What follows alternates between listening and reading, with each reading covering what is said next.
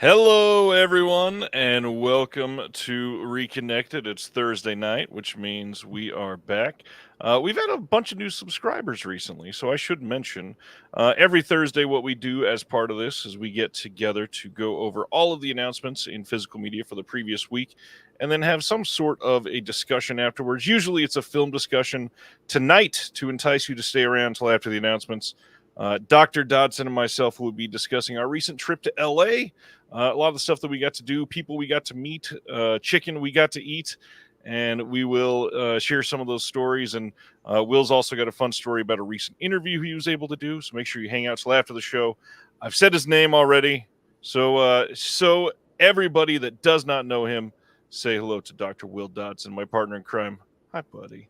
Hey, everybody. Good to see you. I just want to congratulate myself for so magnanimously sharing the spotlight on the last first Thursday episode filmed live in Los Angeles. With like 11 other people. Yeah, your Battle of the Network Stars episode.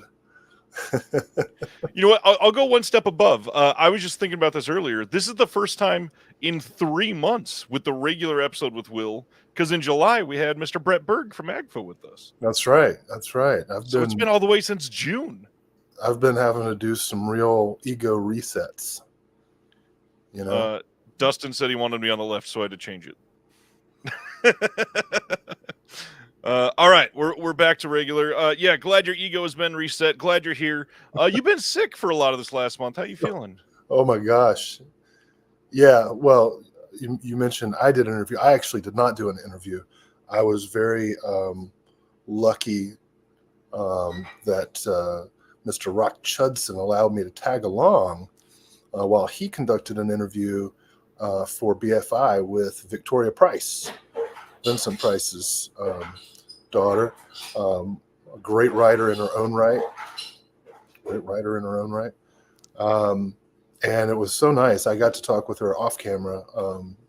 She used to be a teacher. She taught at University of New Mexico, taught writing.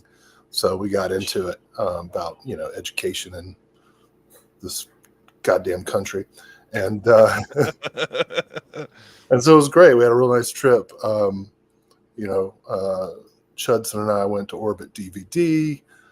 We had a nice dinner, stayed in a nice Airbnb where the interview was conducted. My role was just to sit there and enjoy it and, help carry bags to the car.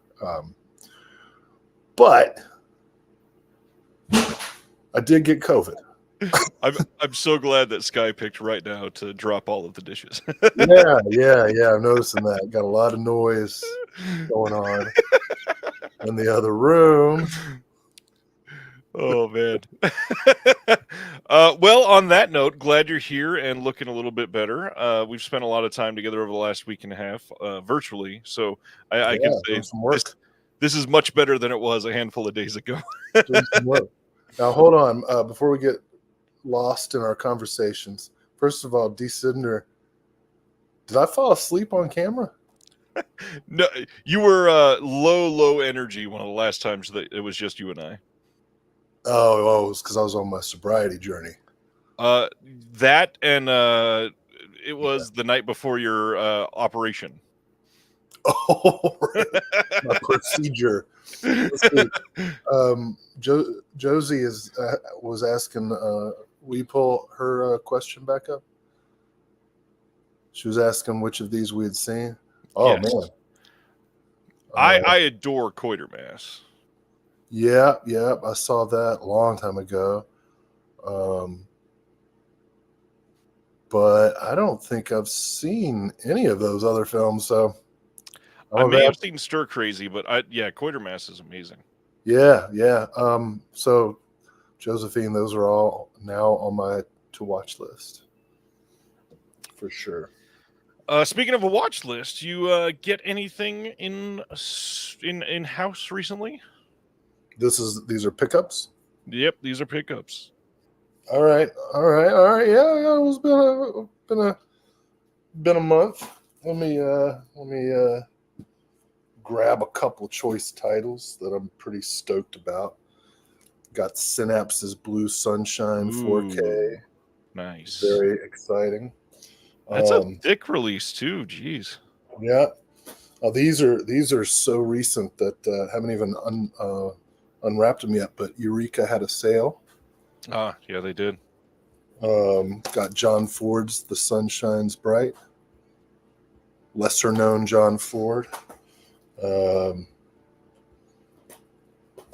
Billy Wilder's 1, 2, 3. Nice. Very good. Very good. Got Sonny Chiba, the Beast Fighter. One of these three is not like the others. That's all Eureka. Let's see. Got the Mondo bundle there, the Warrior and the Max Pecos collection. And this just came today. Revolution in 35 millimeter. Wow. The new book edited by Andrew Nett and Sam Deegan. So check it out. Get your copy. That is the first time I've seen somebody receive it. Nice. Yeah. Oh, and it's a very handsome looking volume. Very handsome volume. Looks like it. A lot of good stuff in there.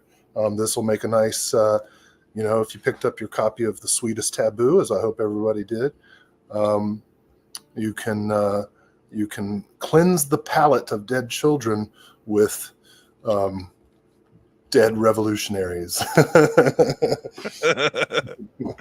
How about you? What'd you get? A few things in.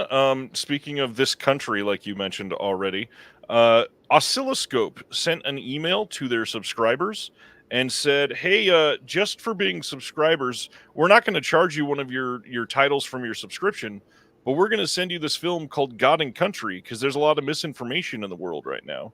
And this is a recent documentary, and we think you might benefit from it. So they just sent it to everybody that's a current subscriber for free. That's a pretty big move from a boutique.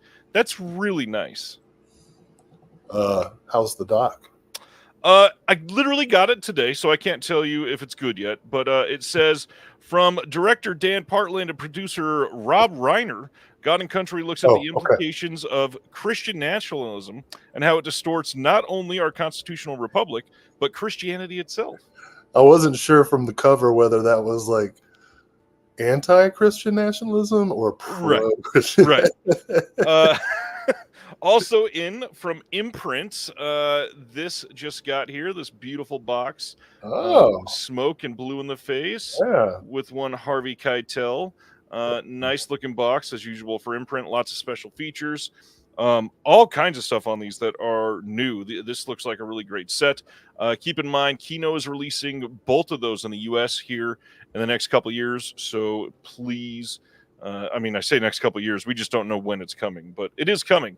And then that last thing that I got in the mail this week is probably the thing I'm most excited about because I love this art. And it's the newest issue of the Physical Media Advocate. Oh, that looks great.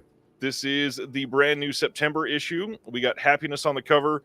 Lots of great stuff this month. Stan finishes up his epic, 35,000 word piece on Laurence Olivier. We've got a piece on why you should hold on to older editions of Physical Media sometimes from Jason Kleberg. We've got a birthday piece on some really great people. Obviously, we've got Sophia Loren as one of them, and because they happen to be born in the same month, it was also with Marcello Mastroianni, and so Rachel Belwar wrote on both of those. There is some puzzles in here. There is an exclusive interview with the guy that wrote the Apocalypse book that I believe has been on the Severin website for a couple of their sales. And that book is called World Gone Wild, and the director is David J. Moore. I know I'm biased, but I feel like it's a really great magazine. We've got 2 more stores we're going to be announcing in the next couple weeks that it's going to be carried in the U.S. and maybe another country again. So we'll talk about that soon. And that's it. And, it really does look great. And I promise one of these days I'm going to read it. Speaking of birthdays, you know whose birthday it is today? No. Werner Herzog. Oh, that's right. I got the email from Shout. Yeah. 82 years old today. Yeah. Not too bad. Maybe we'll fight a bear in celebration or eat something weird. Who knows? Well, hey, listen, I know you talked about this in a previous week, but I wasn't on. So I want to Sure. say my last two acquisitions since I was there, a couple of Deaf Crocodile choice titles. Ooh. Della has not had supper yet. And I know, again, you talked about this last week, but in the Moscow slums, very, very proud of the visual essay that we contributed there. And it's a great release. Y'all need, seriously, Karen Shatnazarov, Zero Grad, Assassin of the Tsar.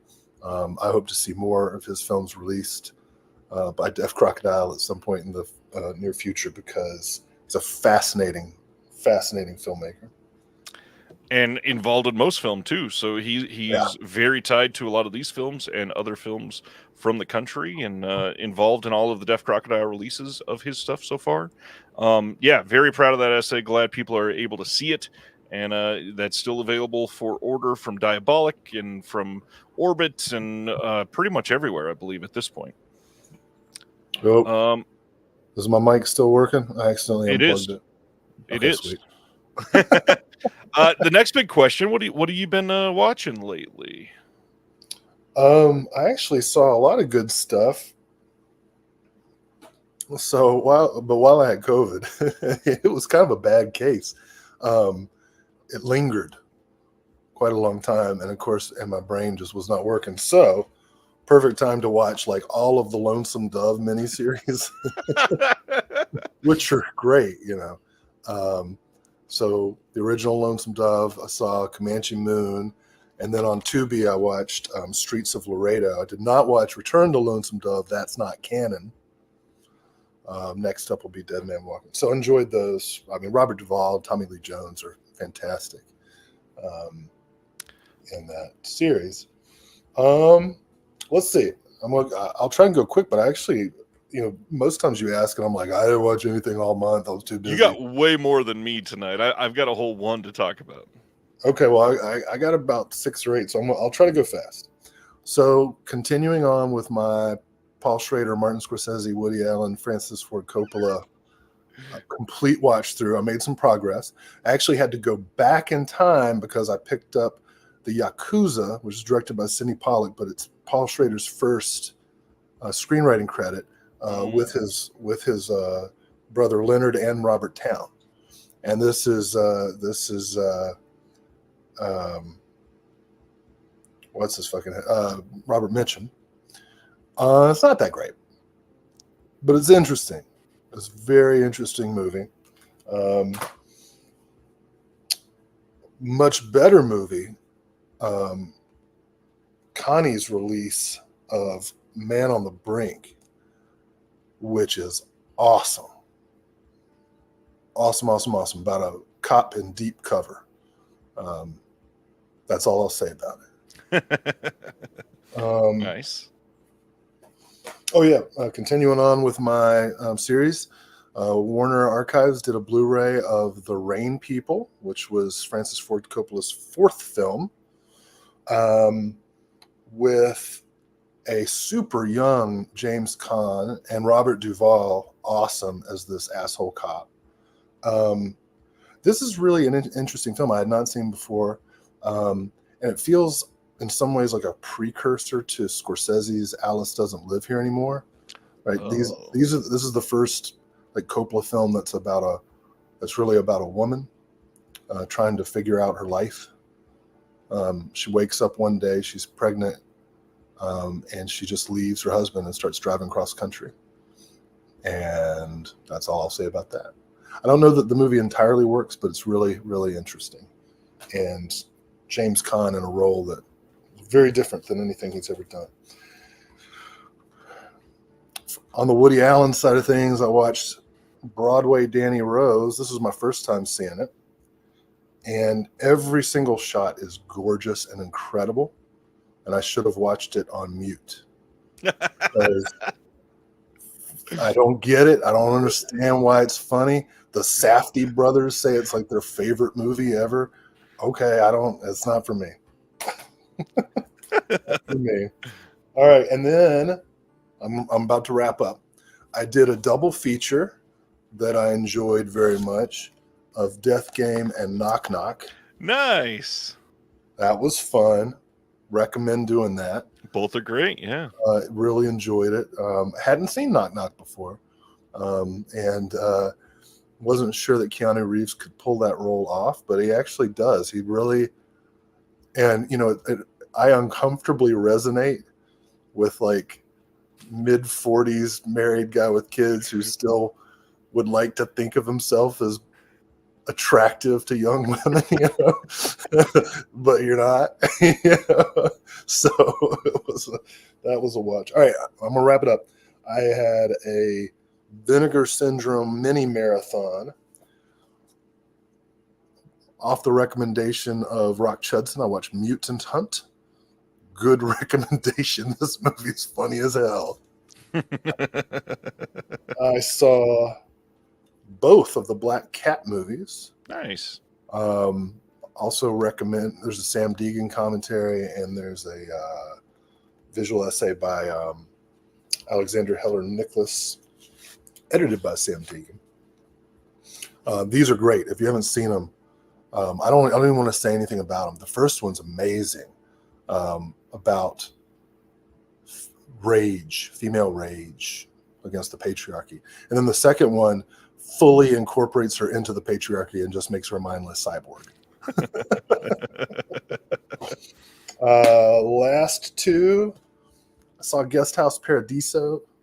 Oh, what'd you think of that one? I wanted to like it. Rick Mayall. This is the one where he got into a coma, fell off his four-wheeler. Yep. D. Cinder is upset because Black Cats are sold out, but they were available during the out-of-print sale. They were also available for months before they went out of print. It didn't work for me. It's pretty bonkers, like if you're into the young ones, and I actually do pretty much like the young ones. I might give this another watch. It is interesting. Bill Nye's in it. Finally. Can't go too long in life without some Cynthia Rothrock. I watched China O'Brien in 4K last night. Loved it so much that I decided to start China O'Brien 2. Fell asleep promptly. 5 minutes in, so I'm going to try it again tomorrow. Not because it was boring, but because I am old. So those are some recent watches. I actually, I've been trying to force some free time, like watch at least one movie a night that has nothing to do with work. And I'm so lucky that watching movies has anything to do with work. So I'm not complaining. I just want to try to make sure that I'm still learning new stuff and watching new movies. Right. Those are my recent watches. Now, you said you just have one? I just have one, but before I go into it, let's do this. There is a pretty major leak that is everywhere this week, and it helps because we're going to be able to discuss some other. It happens more and more as you get older. There's nothing to be ashamed of. I've heard that's the case. So earlier this week, somebody noticed some art on an artist page that has done packaging art for some of these boutiques before of Michael Mann's The Keep. And when you clicked into the art, the URL actually said Michael Mann The Keep Vinegar Syndrome Blu-ray. And he promptly took that down before it could be seen by everybody. And then after that, there is another page that does some physical media news and all that. And they went to somebody involved with the film and asked him if it was happening. And he said, yes, I did an interview for the release. So it appears that what? So, that movie Fletch? You sound like Chevy Chase on the telephone. I'm going to try to fix it while you talk. I don't know what's happening. It only happens on this show with you. It's working now. I get, it's me. So I have no idea what leak you're talking about because I couldn't understand what you were saying.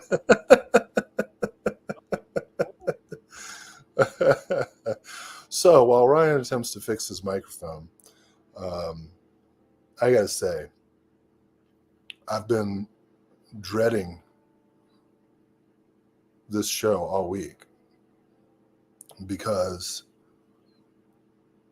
I've been intimidated because there's like 80 some announcements, and some of them are announcements of films that I've been attempting to wish into 4K existence for years. Can you hear me? You're welcome, because they're coming. We're going to talk about them tonight. Yeah, I can hear you, Ryan. Okay, good. How you doing? I'm all right. So let me go through that again real quick. I apologize. I don't know what's going on. It has literally only happened on this show. But Oh, you're out again. No! Was Am I going to have to do it again? Okay, now you're fine. Okay. If it happens again, I got the backup ready. You get your backup mic. I got my backup mic ready. So an artist who has done packaging art for some of these physical media releases before put up some art on his website, and it was of Michael Mann's The Keep. And when you clicked into the art, the URL said Vinegar Syndrome Blu-ray. And he promptly took it down, obviously, once word got out. Somebody else that posts news about physical media, they went and asked somebody that was involved with the film if it was happening, and they said, yes, I did an interview for the release. So it appears Vinegar Syndrome is likely doing a release of Michael Mann's The Keep for Black Friday. There is a hint that they've released that said it's going to be a Blu-ray and 4K debut of an epic film.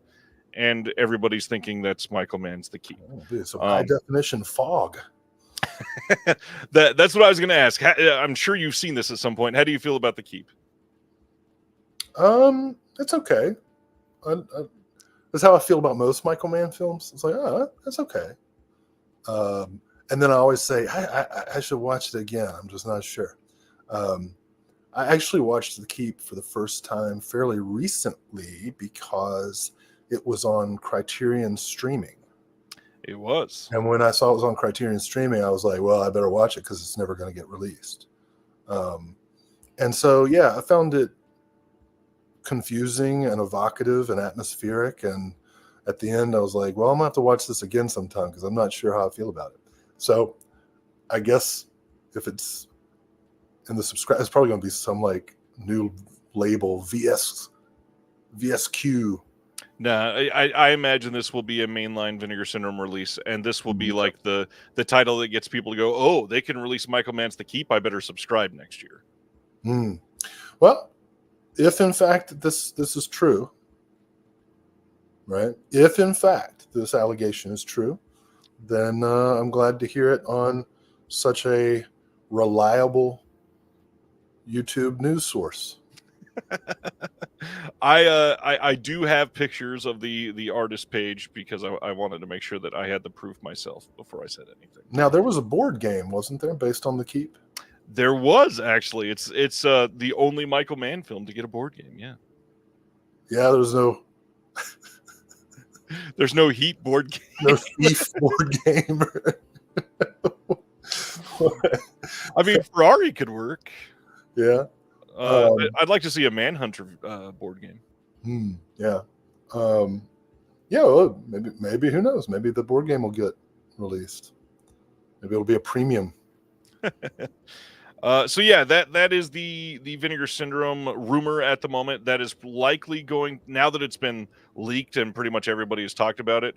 It's already about to be the Black Friday flash sale pre-order later on this month, and I bet that's going to be a title they reveal now. It saves them making it a secret title, and this will get people to be all excited about the sale. They'll get to cover up the leak. That's probably why they haven't said anything. They're going to talk about it in 2.5 weeks anyways. Leaks, the worst. The movie I watched is from 2 years ago. It is a film called Candyland, and this got a Blu-ray release from MVD Visual, and this is a what's the best way to sum this up? A sleazy lot lizards movie about a group of 3 or 4 people that are sex workers at a truck stop.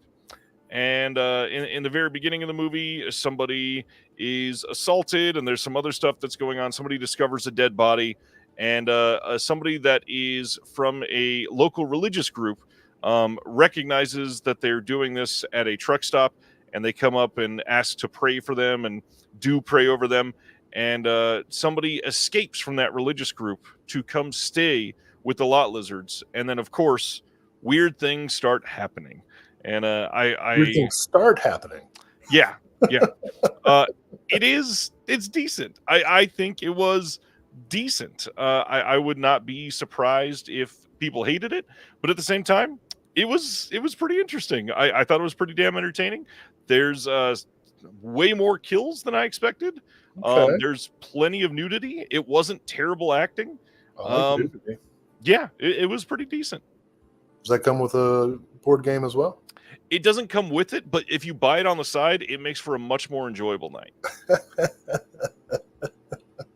I love that we were talking about board games right before I said I watched Candyland. Well, it's good to have licorice rope on hand. And Head to Marshmallow Falls. Gumdrops, if you know what I mean.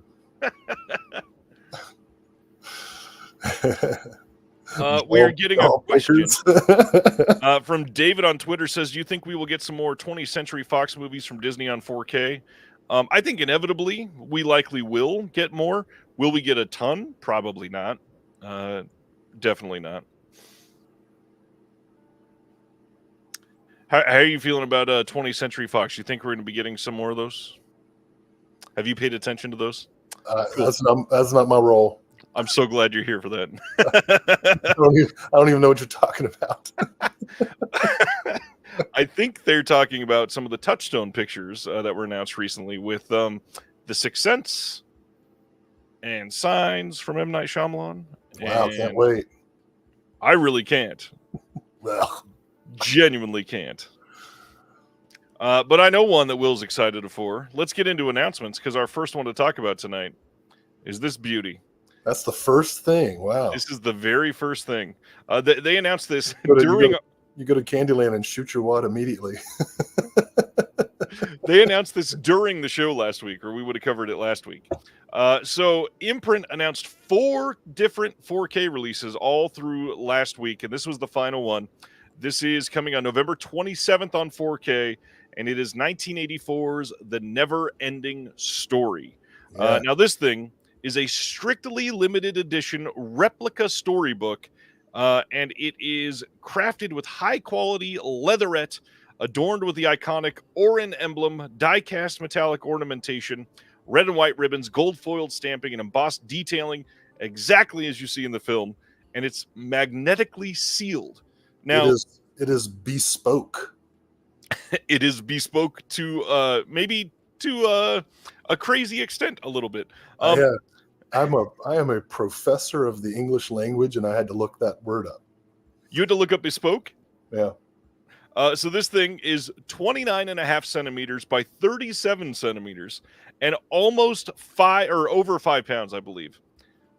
Comes with a bunch of physical extras. There's an A4 reproduction of the original press kit, full color matte laminated, 27-inch by 40-inch folded print of the original poster, reprints of the 11-inch by 14-inch lobby cards coming in a glossy display folder, and then a 3D lenticular hard case housing all 5 discs in this release.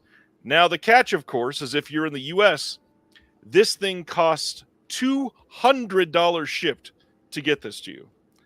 That is a lot of money. Well, yeah, but both Diabolic and Orbit are carrying it for $175.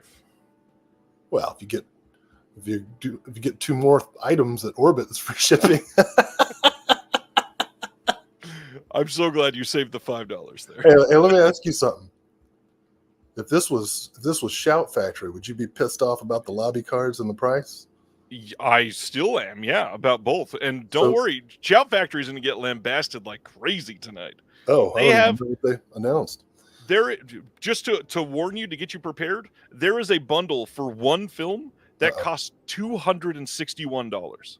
Okay, well, we'll get there. But let's continue with the Neverending Story. This is one of the two titles that I'm most excited about this week. I am torn because I kind of would like that bespoke book. I don't care about the other stuff. I agree. And now let's make things slightly worse too. Imprint has responded to a comment and saying, as of this moment, there is no plans for a standard edition of this release. No! Whoa. This is a big question. But it's got the German cut with 12 minutes that I've never seen. It's true. And they're It's both so true. both 4Ks. I mean, I've been wanting this forever. Listen, I like Wolfgang Peterson so much that I like Troy. Director's cut only. You want to watch the director's cut of Troy, not the Oh man, awful theatrical bastardization. But yeah, good point about the nostalgia baiting. I didn't see who said that. Brendan. Good point. But golly, if there were going to be any movie I'd get nostalgic about, this would be it. You know, to hold the book in my hands and say, they look like big, strong hands. agreed. You know, Neverending Story. That's my. Oh, what was I? I was 6 when it came out. Screwed me up watching that horse die, watching that crazy ass wolf come out of the rocks. So let's get some details on this first. Like I said, 5 discs. The first disc is the U.S. theatrical cut on 4K. This is restored from the original 35 millimeter negative, done by Imprint Films. So that, even though you would think that a big film like this would get another release, the restoration was done by Imprint. So some other country may not be releasing it. It is possible that it's just Imprint. There's an audio commentary that's archival with Wolfgang Peterson.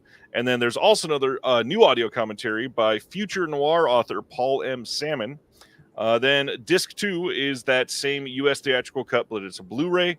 There is that new audio commentary plus some new featurettes, 3 of them, and a ton of archival features. Then disc 3 is that German extended cut on 4K. And disc 4 is that German extended cut on Blu-ray. Disc 5 is Life After Neverending Story, a 2024 feature-length doc on Blu-ray. And if you've seen the doc before, there's over 70 minutes of deleted and extended scenes just from the documentary. Oh my gosh. Yeah, there's a lot in this. Yeah, might have to happen. I really love this. I truly I understood the price when I saw that this was over £5 and they were going all in on that. However, it does still seem high. I would have expected this to be maybe 100 plus shipping from Australia. To get that to be twice the price, though. Well, this month's releases from Imprint are all pretty pricey, right? The other 3 films are all $80 a piece, $90 a piece. So that like $340 bundle with free shipping is actually a deal, considering how much they're charging for the individual titles. Well, and what's crazy is if you buy this and any other title from Imprint, it's free shipping. So you're saving the $25 right there. Right. Yeah, man, it's hard for me to get mad about the Neverending Story coming out in 4K. I've been wanting this forever, and I'm going to find a way. You know? Collector Movie Man, we kind of just answered this, but this is an odd question when you read it as it's written. Do you think we'll get more catalog titles from Disney's or just ones worked on by directors? What films do you know that weren't worked on by directors? All the MCU.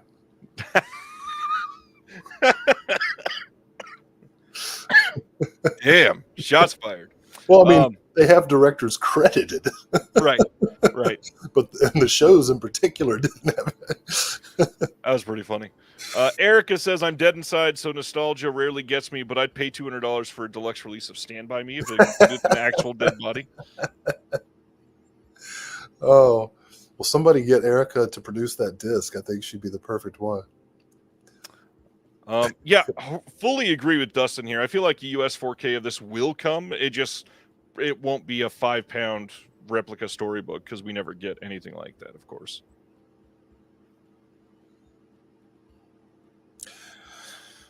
I don't know. I like Neverending Story though. That's my childhood. Probably my favorite childhood movie. Yeah. You know. Yeah. So excited about the release, no matter what the circumstances.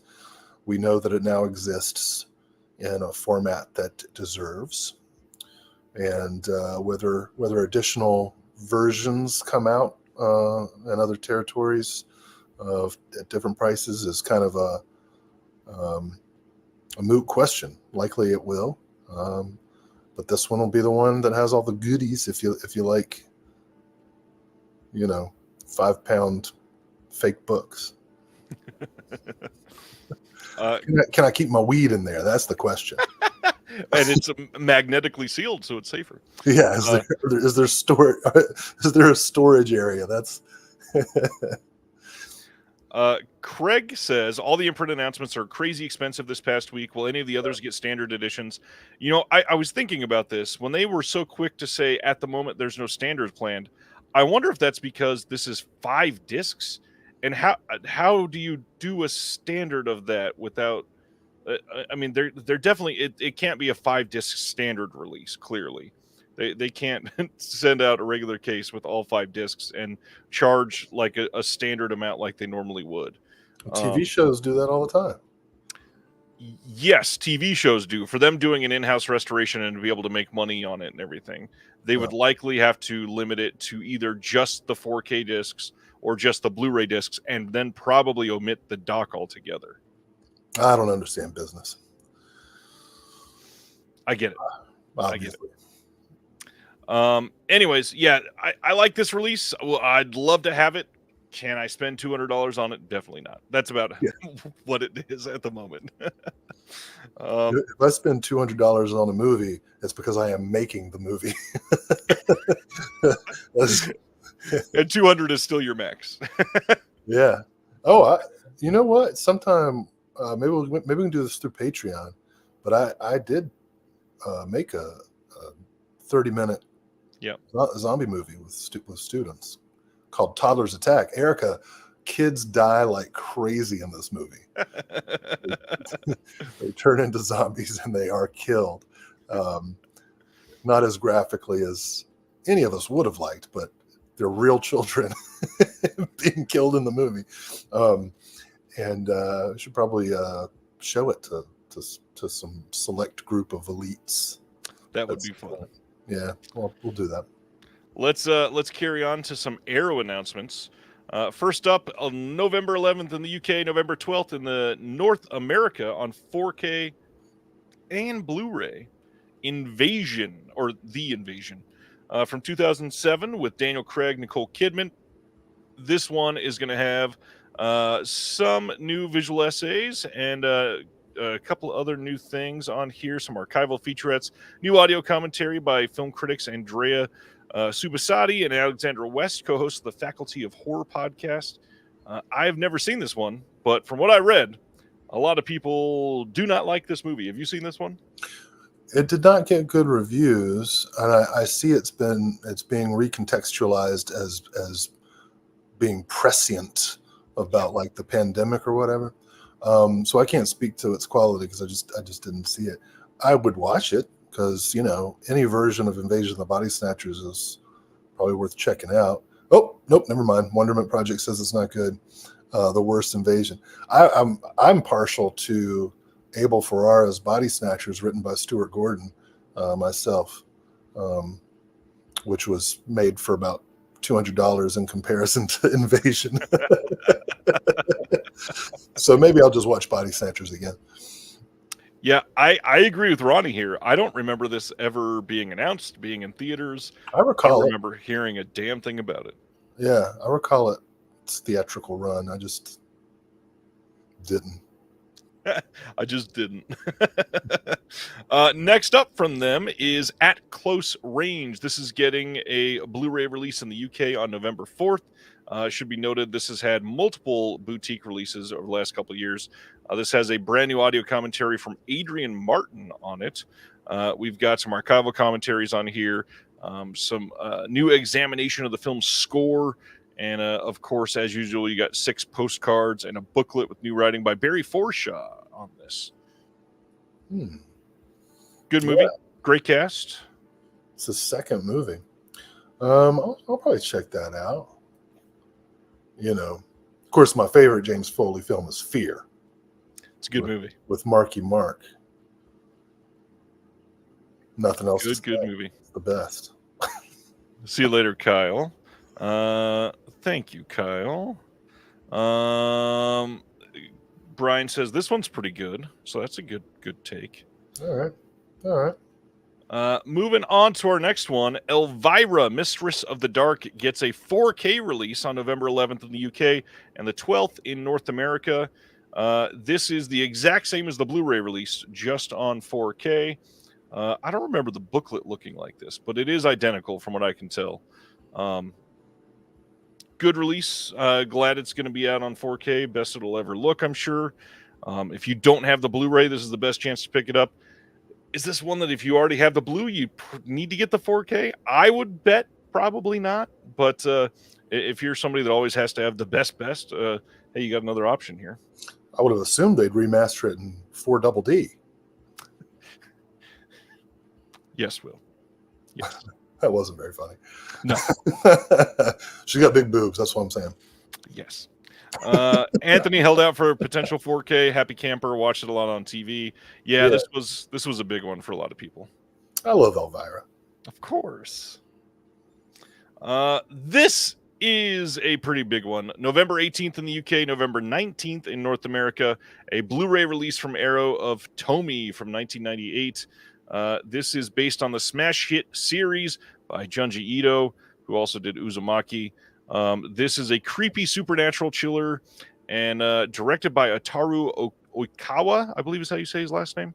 And this one is going to have a new audio commentary by critic and Japanese cinema expert Amber T. New interview with the director on here. New interview with the actress Mami Nakamura. New interview with the producer Mikihito Hirata. And then we got a booklet in this with new writing by Zach Davison and Eugene Thacker. And I am all over this one. Well, I'm not going to get all over it, but I'll probably pick it up. Yes, absolutely have to be. This is a movie that's been on my to watch list for a long time, but I've never seen it. I like Uzumaki a lot, though. I think you will love this. Yeah, well, I'd like to see a 4K of Uzumaki as well. Chop, chop, please. We did get a Blu-ray release of it at least. We did? Yeah. Is it still in print? Yeah, it should be because it only came out a little over a year ago. What? I believe. Must have been on one of your other shows. I may be wrong here. I got the whole manual. Oh, sorry, 2 years ago. Is in print right now. Came out from Discotheque. Oh, yeah. I appreciate what Discotheque does, but I should like some features. Yeah, I agree with that. I agree. That said, my brand new copy of Sex and Fury is lovely to behold. They get a lot of titles that nobody else would release. That is for sure. Well, everybody should release Sex and Fury. There should be a different 4K edition released each month by every boutique. Yeah. Well, I actually have 3 copies. I have 3 copies of the DVD edition of Sex and Fury because in case one breaks. How was that within arm's reach? That was amazing. Well, Sex and Fury is always within arm's reach because I never know when I want to watch it. It's a great movie. Norifumi Suzuki. Seen this question a couple times tonight. Do we think physical media prices will go down anytime soon? This person is saying ever since Best Buy left the physical media arena, prices have skyrocketed. I don't think Best Buy has much to do with the prices at this moment because studio prices have mostly remained the same, but boutique prices are where we've seen a lot of that skyrocketing. And Best Buy was not carrying $60 4K releases in a hard box from a boutique. Yeah. So while physical media may not be dying, elder millennial to young Generation X, middle and lower middle class collectors may be dying out. Yeah. It's becoming quite a squeeze, and at some point I have to think about, my future. Pointing out that those M. Night Shyamalan releases are $45 a piece. Those are only $45 right now. Those prices will still come down for sure. Yeah, that's the twist. The twist is you pay $45 only to find out 2 weeks later it's going to be down to $20. Kind of like when you watch an M. Night Shyamalan movie and it starts out and you think this might be a good movie, and then the twist is it's not. It's too bad that you're on the other team there, Will.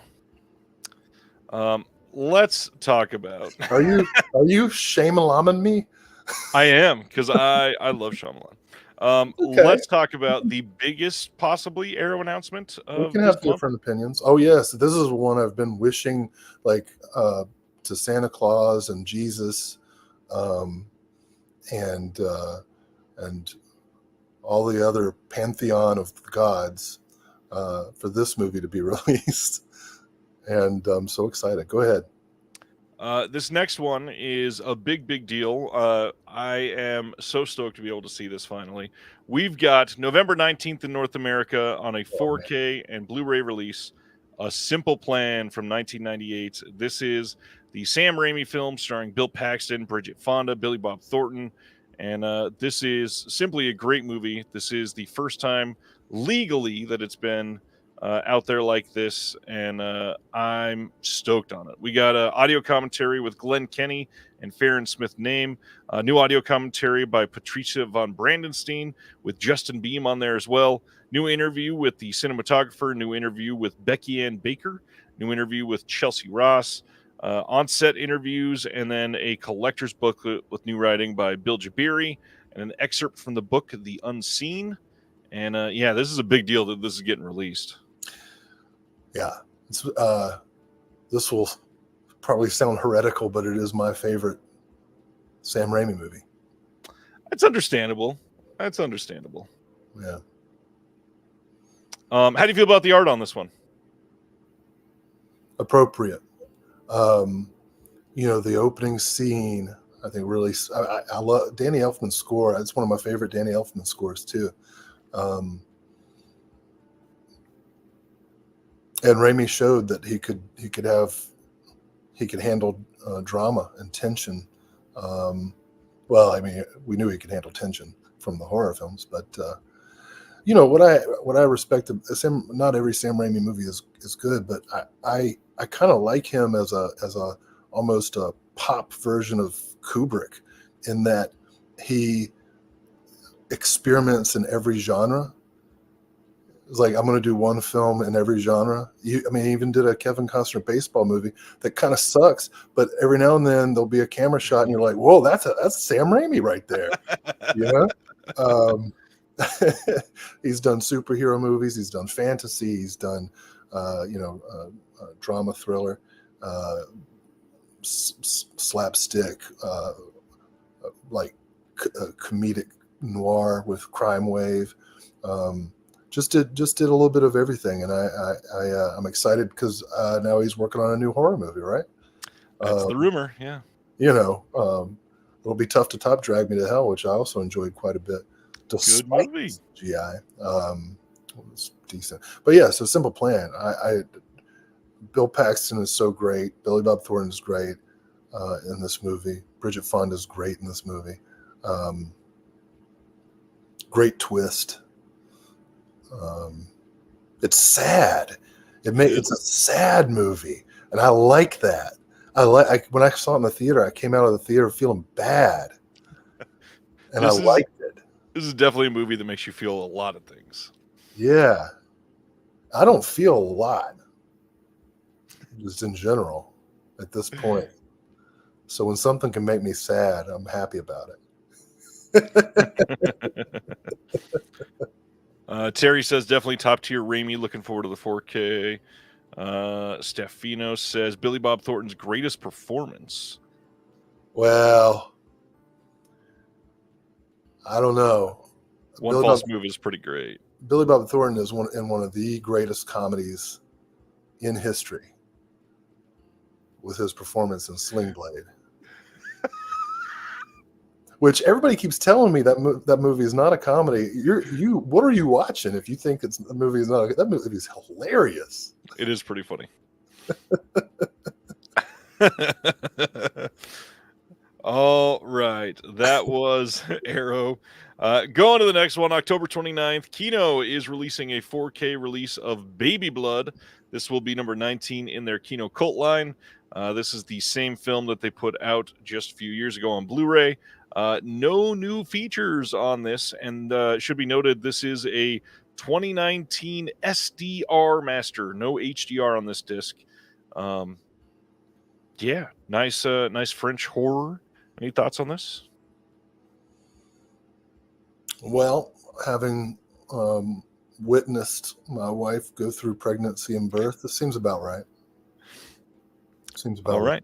Looking forward to. I've not seen Baby Blood, so this will be a first time watch for me. Sibner says, "Geez, 19 titles already. Don't forget, they literally just released 5 in one day. The Kino cult line exploded quickly with that." Yeah, pretty excited about all their animal horror that's coming out. That's the 5 I was talking about. Yeah. Oh yeah, sweet. Next up. In the Moscow slums, we just talked about it a little bit. This is now up for pre-order for everybody. This is the actual announcement of it. This is the outside of the deluxe box, up close, and then the standard on the inside looks like this. And here is the back of it. And this is the booklet art. I personally love all of the art on this release. I'm so stoked on this, the style that they went for on this. This is from 2023, directed by Karin Shakhnazarov. Like Will said, also did Zero Grad and The Assassin of the Tsar. Yeah. This has a new visual essay by Evan Chester on it. That's 18 minutes long. New visual essay by somebody named Will Dodson and Ryan Verrill called No Stranger Than Human Nature, Theater, History, and Mystery.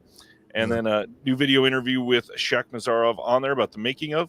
New video interview about the history and legacy of Mosfilm, the studios over there, with the head of PR. And then a 60-page booklet with some new essays in there, one by Walter Cha, one by Peter Rollberg. Great release, beautiful looking movie, incredible colors in this film. I'll say this. If you're a real cinephile and you don't know a lot about Mosfilm, you're going to want to learn a lot about Mosfilm. So this is one of several Shakhnazarov films, as we pointed out, that Deaf Crocodile has released so far, and you learn a lot. I'll say this, obviously we're very proud of our visual essay. Our visual essay ended up being like 22 minutes. Something like that. Right? Yeah. And I cut like another 22 minutes out of it. Yep. That I did not want to cut out of it. And I hope we get to use that material again later because it had a lot to do with history of the early Soviet Union, right, in the fall of the Tsars and the Bolshevik Revolution. So a lot of great history in here. You've talked about the film already. It's really entertaining, but the more you learn about the history that's kind of referenced and in the background of the film, the more interesting and the deeper your appreciation gets. Fully agreed. Craig is also saying in the comments, as of this release, there is no longer a 30-day exclusive with their shopper Diabolic, so you should be able to get it anywhere that carries their titles at the end of September. So check it out. They're doing pre-orders if you want it. Yes, Silent Mandible. This is in the subscription, and you will love it if you don't have it yet. Yeah. Dustin says Def Crocodile been hitting it out of the park with their new deluxe packaging. Agreed, it's pretty great. Let's see. Anthony asks if there's cats in it, and I will say, well, it's a Def Crocodile release, isn't it? If Def Crocodile's putting it out, there's a pretty good chance there's a cat in there somewhere. It's greater than 50% at this point. Let's see.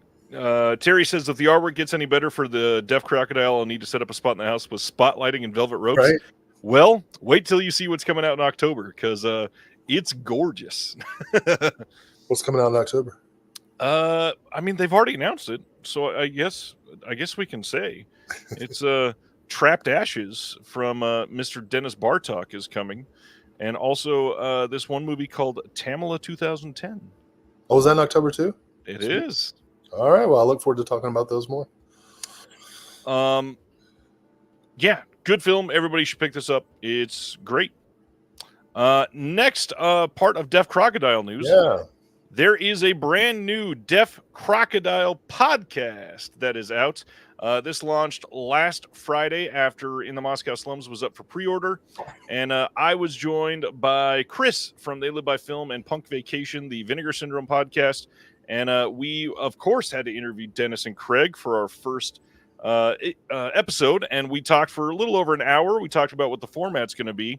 And now that it's been a week, I will reveal here for everybody.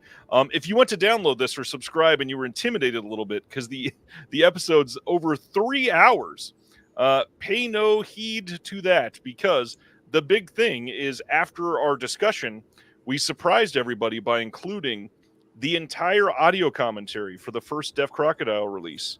That is, of course, The Unknown Man of Shandagore that Will's holding right there. Look at that. Good timing. And this is good. This is going to be great. Yes, this is 3 hours long. However, Craig and I are working on this. Def Crocodile is all about accessibility for people. And so we want people to be able to enjoy every aspect of their discs. And one of the things that makes it difficult is sitting in front of the TV to listen to a full audio commentary. So we wanted to make sure that we could get these out there for everybody. So we will be releasing one every single month. This was just the first one. There will be a second audio commentary coming soon. And from that point forward, you can look forward to one of those coming at the middle of every month. You can watch the movie before and then listen to the commentary on the way to work or picking up your kids or whatever you need to do out and about, so you don't need to be stuck in front of the TV. Sure, there are going to be some awkward points where they're saying, hey, look at this scene as you're listening to that. But if you watched it the night before, I'm sure you'll be able to think about it. It's just to help you out a little bit. Yeah, I'm super stoked. I have long wanted downloadable audio commentaries, and so this is a great way to get the ball rolling. I hope other labels pay attention. I've tried to get at least one or two other labels to be doing this, and who knows? We might be able to talk about that soon. Okay. Moving on to our next bit of news. Warner Archive started with some title announcements. October 29th, we're getting a Blu-ray of For Your Consideration. This is, of course, the Christopher Guest film that a lot of people have been wanting. This is, I believe, the last one of his to get a Blu-ray release. This is from 2006, and this is the last of the mockumentary films like Best in Show, Mighty Wind, Waiting for Guffman. They do say special features TBA, so it's possible that there will be something coming eventually on the disc, but we'll see. It's rare that they say TBA. But I guess I should ask Will, have you seen this one? Yeah. How do you feel about this one? Because this does not have great reviews. It's definitely the least of the four. Right. You know, I think most people would agree that Best in Show and Waiting for Guffman, depending on your taste, that's 1 and 2. A Mighty Wind is intermittently amusing, but also strangely sad and moving. Yeah. You know, like I actually teared up at A Mighty Wind. And For Your Consideration, I don't know. it's kind of all over the place, and I feel like it didn't quite cohere as well as the earlier films. That said, you're still watching this cast, improvise. Fred Willard cannot be stopped. His character is by far the standout in the film, in my opinion. So yeah, worth a watch. It's not going to change your life. Like Waiting for Guffman and Best in Show definitely will change your life. Yeah. I've not seen this one. I like Best in Show and Waiting for Guffman quite a bit. Mighty Wind was good, but I'll see this for sure. Yeah. Trev Endeavor says Eugene Levy is unnerving in Mighty Wind. Oh yeah, that's a good word. All right. Next from Warner Archive is A Man Called Shenandoah, the complete series. This is from 1965 and 66. This is going to be a 4 Blu-ray set, adding up to 863 minutes. This is Robert Horton, Gregory Walcott, John Cliff. No bonus features on this, but pretty great that they're putting some of this stuff out on Blu-ray. I'm sure you're going to love this. Oh yeah. If I'd had a son, I would have named him Shenandoah, just so that at some point he would be a man called Shenandoah. And this guy's got amnesia, and the people are like, well, we'll just call you Shenandoah. That's what we've decided to call you. No, I love that they're putting out these old westerns. Well, they did Alaska too a couple months ago. Yeah, right? Can't wait to look at that. I love these old westerns. Warner Archive doing pretty great this year. I like television shows and movies in which soft-skinned actors pretend to be living in harsh elements. And rugged. Rugged. They're like, oh, it's hard to live out here, and then cut, and it's like, I need my herbal tea. I'll be in my trailer putting Vaseline on my skin. Next up is a pretty big one. The Walking Dead from 1936, coming on October 29th. Yes. This is, of course, Karloff. This is a brand new 2024 HD master from a 4K scan of the original nitrate camera negative. This is going to have some special features. We don't know what yet, but it will have something. And this is a big one. I believe this is the last of this era of these types that they had not put out yet, I think. Well, there's another one that we're going to mention in a second. Yes. This one is early Michael Curtiz, when he had just come over from Hungary, right? One of his very early B pictures. Very atmospheric, and of course Boris Karloff is Boris Karloff, so this is a must. Plus it's 66 minutes, and I love being able to put on a 66-minute movie at the end of the night. I love B pictures, and I actually usually run the B picture in the A slot. Like if I do a double feature, I watch the long movie first, and then I put it in the B picture and fall asleep. All right. Next up is The Return of Dr. X, the other one. This is, again, a 4K scan of the original nitrate camera negative. This is from 1936. There will, again, special features TBA, so hopefully there will be something. But again, this one's also only 62 minutes. Hell of a good double feature there.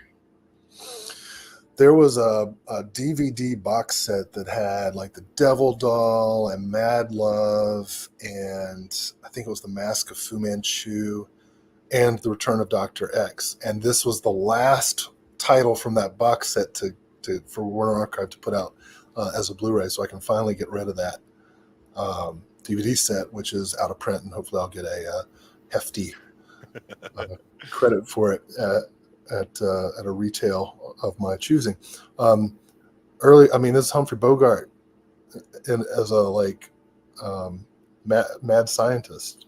That's so cool. Yeah, this is a lot of fun. Feels like a must.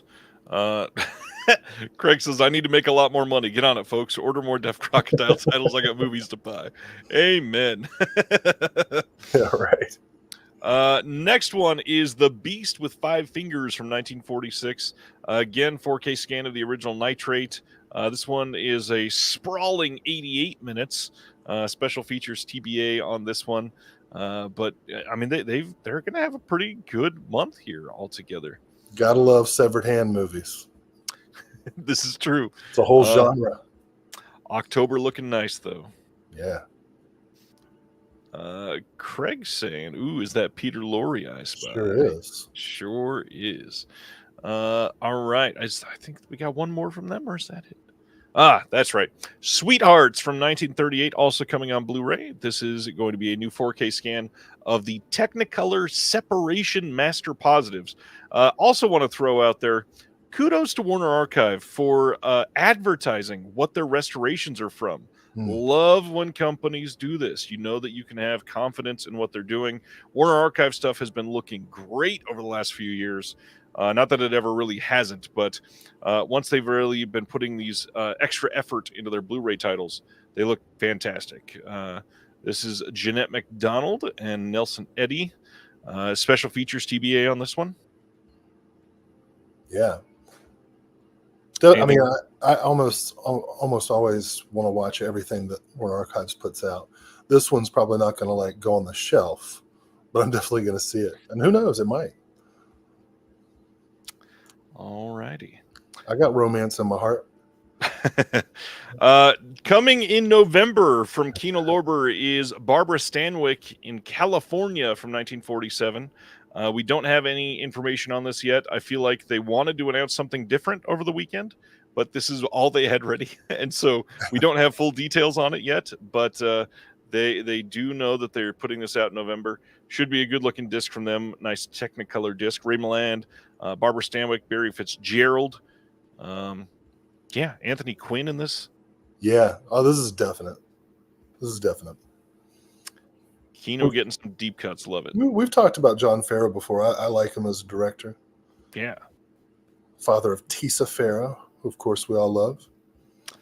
All right. And Mia Farrow, who also all love, but in a complicated way. There was a Labor Day sale from MVD, and that's in the past. Oh, yeah, there was. Altered Innocence has announced their next title. This is coming on November 12th on Blu-ray, and it is Le Beau Mec from 1979. And this one, definitely got to read a part of this. So this is, where is that? It is a hauntingly beautiful portrait of gay self-creation, long available only through murky VHS transfers. This beloved classic of gay erotica has been newly restored in 4K from the original 16mm elements. One big thing, I had somebody ask about Altered Innocence slipcovers. They are only doing it on a case-by-case basis. This one is not getting one, but you can pick this up on Diabolic DVD and elsewhere. What's that? Haven't seen it, want to see it. Yeah, we've got some extras coming on this. We got some interviews, some talks about the film, print materials and original photos gallery, a booklet with an essay by Caden Mark Gardner, and yeah, looks decent. Yes, those are legs. Plan 9. Well, that one leg looks kind of veiny. I can see where the confusion lies. Kino has also announced that they are putting out a brand new HDR Dolby Vision Master 4K disc of Danger Diabolique or Diabolic, however you want to pronounce it. How do you feel about this, Will? Because this has gotten, I think we're at 3 boutique releases now, or 4 in the last handful of years. Well, this is the first 4K, though. It is the first 4K. Yeah, I'm super stoked about it. The movie is actually pretty fun. Although an edited version was actually the last episode of the original run of Mystery Science Theater 3000. And it was a pretty funny episode. Great Dr. Strangelove joke. This movie is silly and fairly kinetic, super colorful. Not classic Mario Bava, but fun Mario Bava. I think I have like the last Blu-ray release, but I might upgrade. just because the colors are going to pop. Yeah, this is one I normally would say that it's an easy pass on something like this that just got a Blu-ray release. This is going to look stupendous. This is like one of Bava's most colorful films. And not to mention sound. That score, the Morricone score. I'll turn that up. Yeah, this is a good week. It is a good week, and we're not even like a third of the way through. Like have we even had a movie that I was like, I don't give a shit about it? Not yet. Maybe The Invasion. Oh, I'll watch it. Next. All right, we're into Vinegar Syndrome. Here we go. We are getting Howling 2, Your Sister is a Werewolf from 1985 on 4K. Yes. 4K of Howling 2. That is crazy. This is a 2-disc set, a 4K disc, and a Region A locked Blu-ray. New commentary with Philippe Mora and Kelly Goodner. Multiple archival commentaries. Conversation with Philippe Mora and the filmmaker Michael Mohan. Michael Mohan is the guy that directed Immaculate, for those that did not know. We got an interview with Annie Pressman, interview with Steve Johnson, interview with Pamela Krause, interview with Stephen Parsons. Jonathan Rigby speaks on Christopher Lee and Howling 2 for 25 minutes. An archival interview with Sybil Danning and Reb Brown. Archival featurette with Steve Johnson and Scott Wheeler. So this is a fairly loaded couple of discs, and it's Howling 2. How do you feel about this? Love it. Greatest ending sequence ever. I love Philippe Mora too. He made an incredible documentary, 1975, Brother, Can You Spare a Dime, which is about the Great Depression, but told through Hollywood movie clips, and it's incredibly inventive. He did some classic horror movies like Beast Within. He did Communion with Christopher Walken. And he did Howling 2 and 3. Howling 3 has Nicole Kidman, who's also in Invasion. Right? You see how I'm tying everything together? And I think Howling 2 takes the, sort of satirical combination of comedy and horror that was in the Joe Dante original and takes it in a gothic direction. I really look forward to seeing it in 4K just because the castles and it's a fun movie. It's not like greatest movie ever, but it's fun to watch. It's also Christopher Lee in a nice lead role. This was after a string of films that he was not the lead, was playing kind of in the background for a while. Well, I mean, the real lead is Sybil Danning's chest. But, yes, of course. but it's good to have them both in there. Yeah, this was I'm pretty stoked about Vinegar Syndrome's slate this month. I'll spoil that right now and say that Vinegar Syndrome and all of the OCN partners, this was a rough month for me, seeing every title pop up and going, shit, yeah, I want this. Yep. Oh, damn it. Yep. Oh, well, hell. Every single one. Next up is Cruel Britannia, 3 killer thrillers from the UK. This is going to be a Blu-ray set of these 3 films.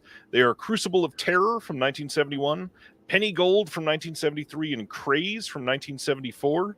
I have not ever seen any of these. Have you seen any of these, Will? No, but I'm excited. I'm probably most excited actually about the David Dakota commentary track because I love David Dakota. So if he's on Craze, that must mean that Craze is pretty cool. So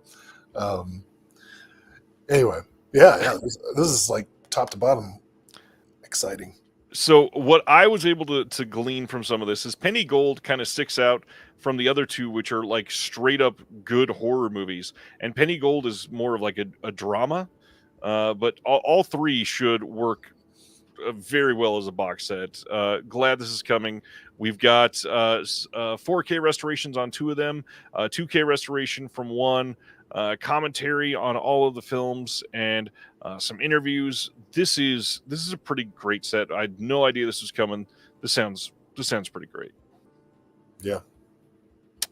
All right. Going to our next one from VS. This is a 4K release of Delirium, which you might recognize this creature, I Cover up guess. them titties real quick, Ryan. You can get in Oh, trouble. yeah. Whoops. Uh, Okay, shoot stabbings. That's totally fine. This is a 2-disc set as well. We got a 4K disc and a region-free Blu-ray. This has HDR on the 4K disc. We've got the original Italian language stereo soundtrack for the very first time on any of the Blu-ray releases.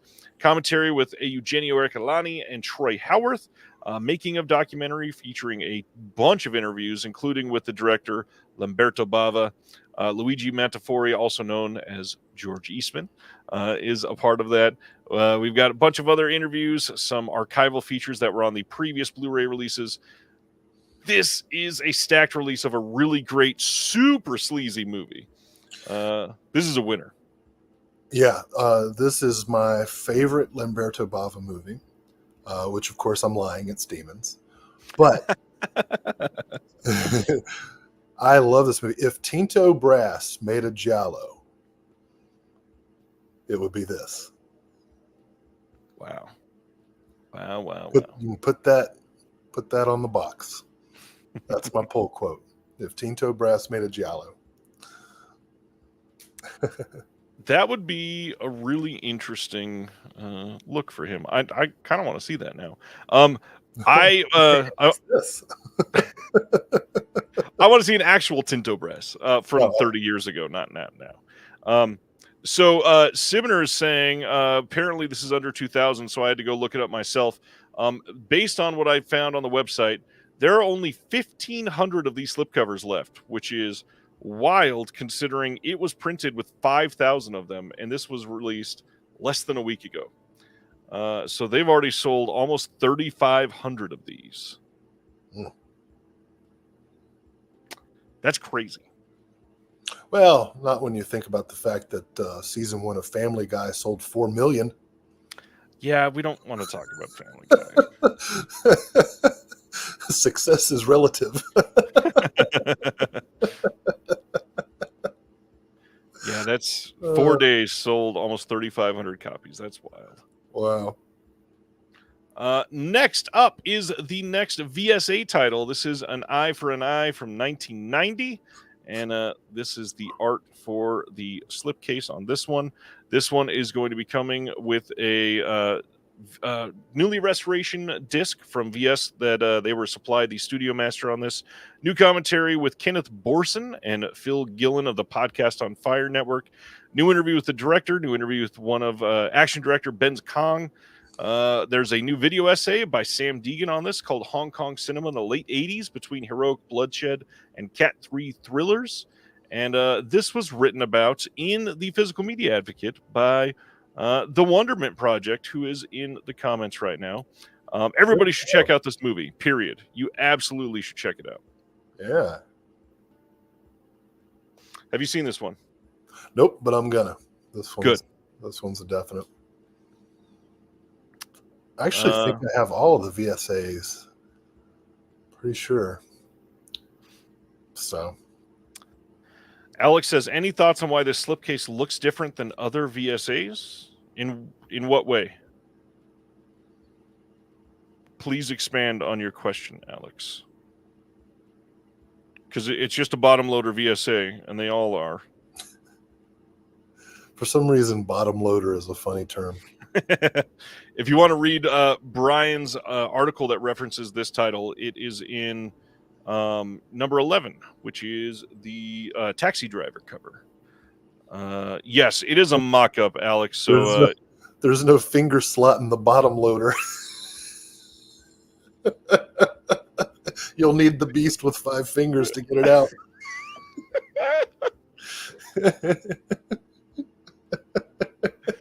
Right after we talked about hiding the nipple, perfect. Let's go to the next one. The next is a Blu-ray release for the VS Labs line. This is 1979's Bloodline, which is going to have some faces you will likely recognize. In this one, we've got Audrey Hepburn, James Mason, Omar Sharif, and this is like an American Giallo-ish. It's newly scanned and restored in 4K from the OCN, presented with its 117-minute theatrical version and its 141-minute television version. We had a commentary with Troy Howarth and Nathaniel Thompson, interview with Clemens Keffenheim, second assistant director from Germany, interview with the stunt driver Francois Doge. This is supposedly not a great movie, but a super interesting curio piece. Yeah. Have you seen this one? No, but I feel like I'm repeating myself. I'm gonna. Like I said, this slate was pretty exciting to me. Yeah, there are a bunch of new discoveries to be made for me. So, Bloodline is top of my list should I ever come into cash. Next one from Vinegar Syndrome is part of the Cinematograph line, and that is 1994's Go Fish. Yeah. This is one that was a big deal back in the day. A lot of people's favorite film for quite some time. And this is coming in their standard release packaging that they're using for all of the cinematographs. This one is going to have a new audio commentary with the director, co-writer, and editor Rose Trochet, moderated by Justin Liberty. New audio commentary with queer film historian Elizabeth Purcell and Shayna Macy Warner. New video interview with the director as well. New video interview with the actress and co-writer Guinevere Turner.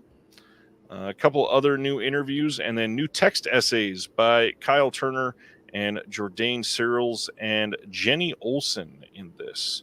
Lots coming in this release. Yeah, this is great. Really fascinating film, interesting film, important film. I remember seeing this for the first time because it came out just before I went to college and fell in with a queer crowd, if you know what I mean. And it was like there was like my college friends had like a syllabus of movies you got to watch, like Girls Town, Foxfire, and Go Fish. So yeah, so I'll be picking this one up for sure. Yep, cannot wait to see this one. Should fit right in with some other major very lesbian cinema that's been coming out over the last couple of years, like Watermelon Woman. Yeah, this will fit in right in on my shelf. Of course, if you put it on the shelf next to Going South, people will get confused. Although the packaging will be identical if you really want to. So, yeah, exactly. The packaging is identical. That's the whole point. Because they're lesbians.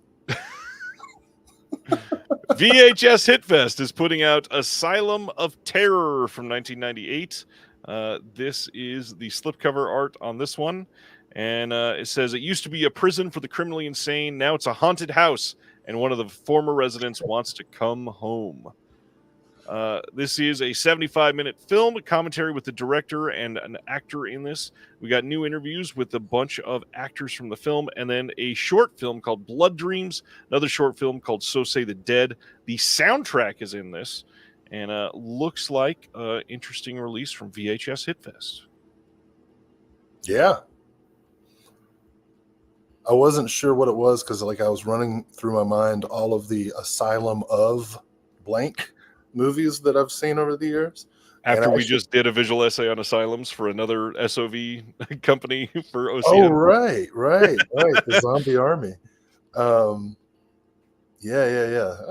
That turned out okay. I liked it.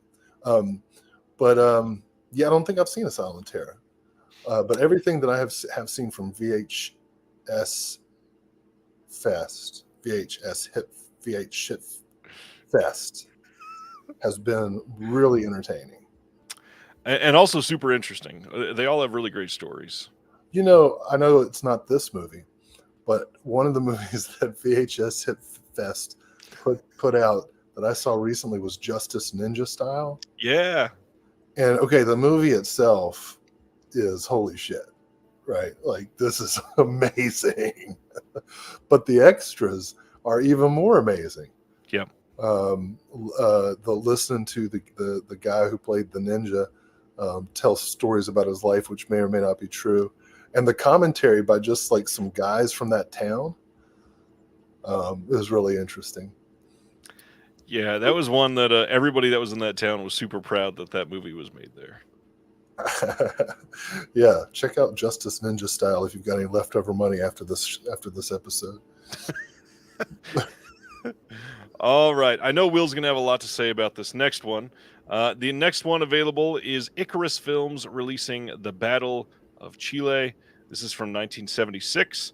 And they are saying that this is now restored, and it is going to include a 2-disc Blu-ray set. The first year, which is a previous film by the director, a 12-page booklet with articles by Jay Hoberman, Davika Jairish, and Michael Atkinson is all in this. There's a lot going to be in here. This looks like a solid release. Tell us about the Battle of Chile, Will. Well, I ordered it. Good. I've not seen it. But this has been kind of a holy grail movie for me. Yeah. This is one of the most important documentary films, and I say that plural, right? Ever made. And I kind of want every single person who's got a reactionary view about refugees coming to this country to see this film and maybe like start to get a sense of just how much we've fucked with everybody else's country, and like how that might have had a ripple effect through history that is continuing to be felt. This is and if you've got any sense of class-based resentment, this will give you some ideas. Well said. And I'm full of class-based resentment, let me tell you. Next title is Dark Star Pictures putting out The Becomers from 2023. And this one says, proving love is indeed the strangest force in the universe. Zach Clark's oddball romance follows a pair of body-snatching aliens across America as they try to find both their place within this odd world and each other. Featuring narration by Sparks legend Russell Mael, this freewheeling science fiction comedy is filled with lo-fi effects and the heartfelt, emotionally astute exploration of what it means to find your own kind. This is going to include deleted scenes, a happy birthday short film, audio commentary with Zach Clark and the composer, moderated by Kit Zauhar, isolated music track, and a trailer. And also, if you want to read more about The Becomers, it just had a premiere in New York. And we had somebody on the ground at the premiere and wrote an article about it in the newest issue of the Physical Media Advocates. Check that out. You know who likes to go fish? Becomers. Yes, they are some bottom loaders. I think we're mixing metaphors. Oops. Let's go for the next one. This is one I am super curious about. Enjoy the Ride Records, or ETR Media, is putting out Devi Danger from 2022. This is a music-driven cyberpunk thriller. What? I'm just laughing. I lost my place. About a hard-rocking singer coerced into becoming an electronically enhanced new music diva by her high-tech billionaire patron. This is set in the near future, and her singing voice is used to control and energize the brains of employees that are being used as external processors for the corporation's high-tech clients. This is exploring the conflict between high-tech and high-touch, and what it means to be human. This is going to have trailers and behind-the-scenes and production stills, an interview with the director, and very different from what ETR Media has been putting out for the last 9 months or so.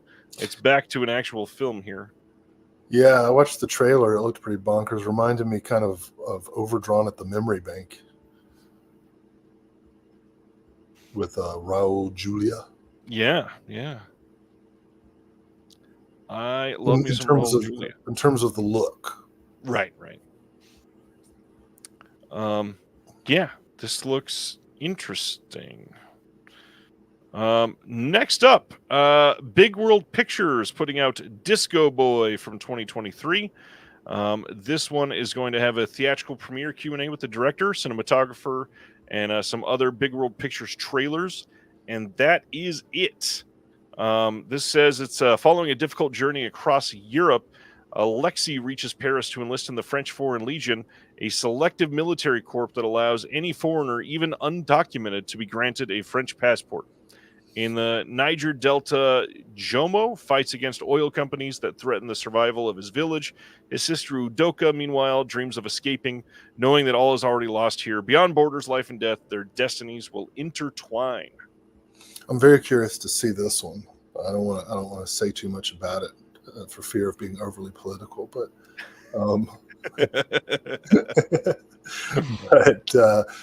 these are some characters I can get behind. Phrasing. All right. Next up, Memory is putting out Dogleg from 2023. That's a boring back of the slipcover. I don't remember that being like that. Well, I watched the trailer and it looked boring too. It looks like the movie was boring. This is I could be wrong, but I just watched the trailer and was like, well, this one's not for me. This one these people look annoying. This one's going to have a bunch of short films on this, and it is directed by Al Warren. It says amateur director Alan loses his fiance's dog at a gender reveal party on the day of an important shoot.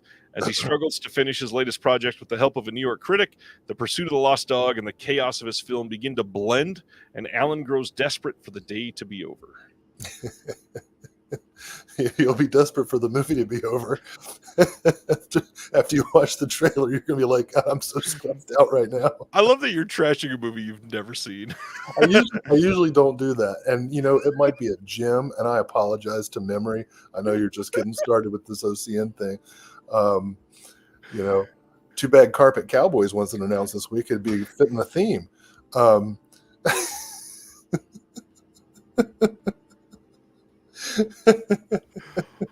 Oh gosh, that was pretty funny.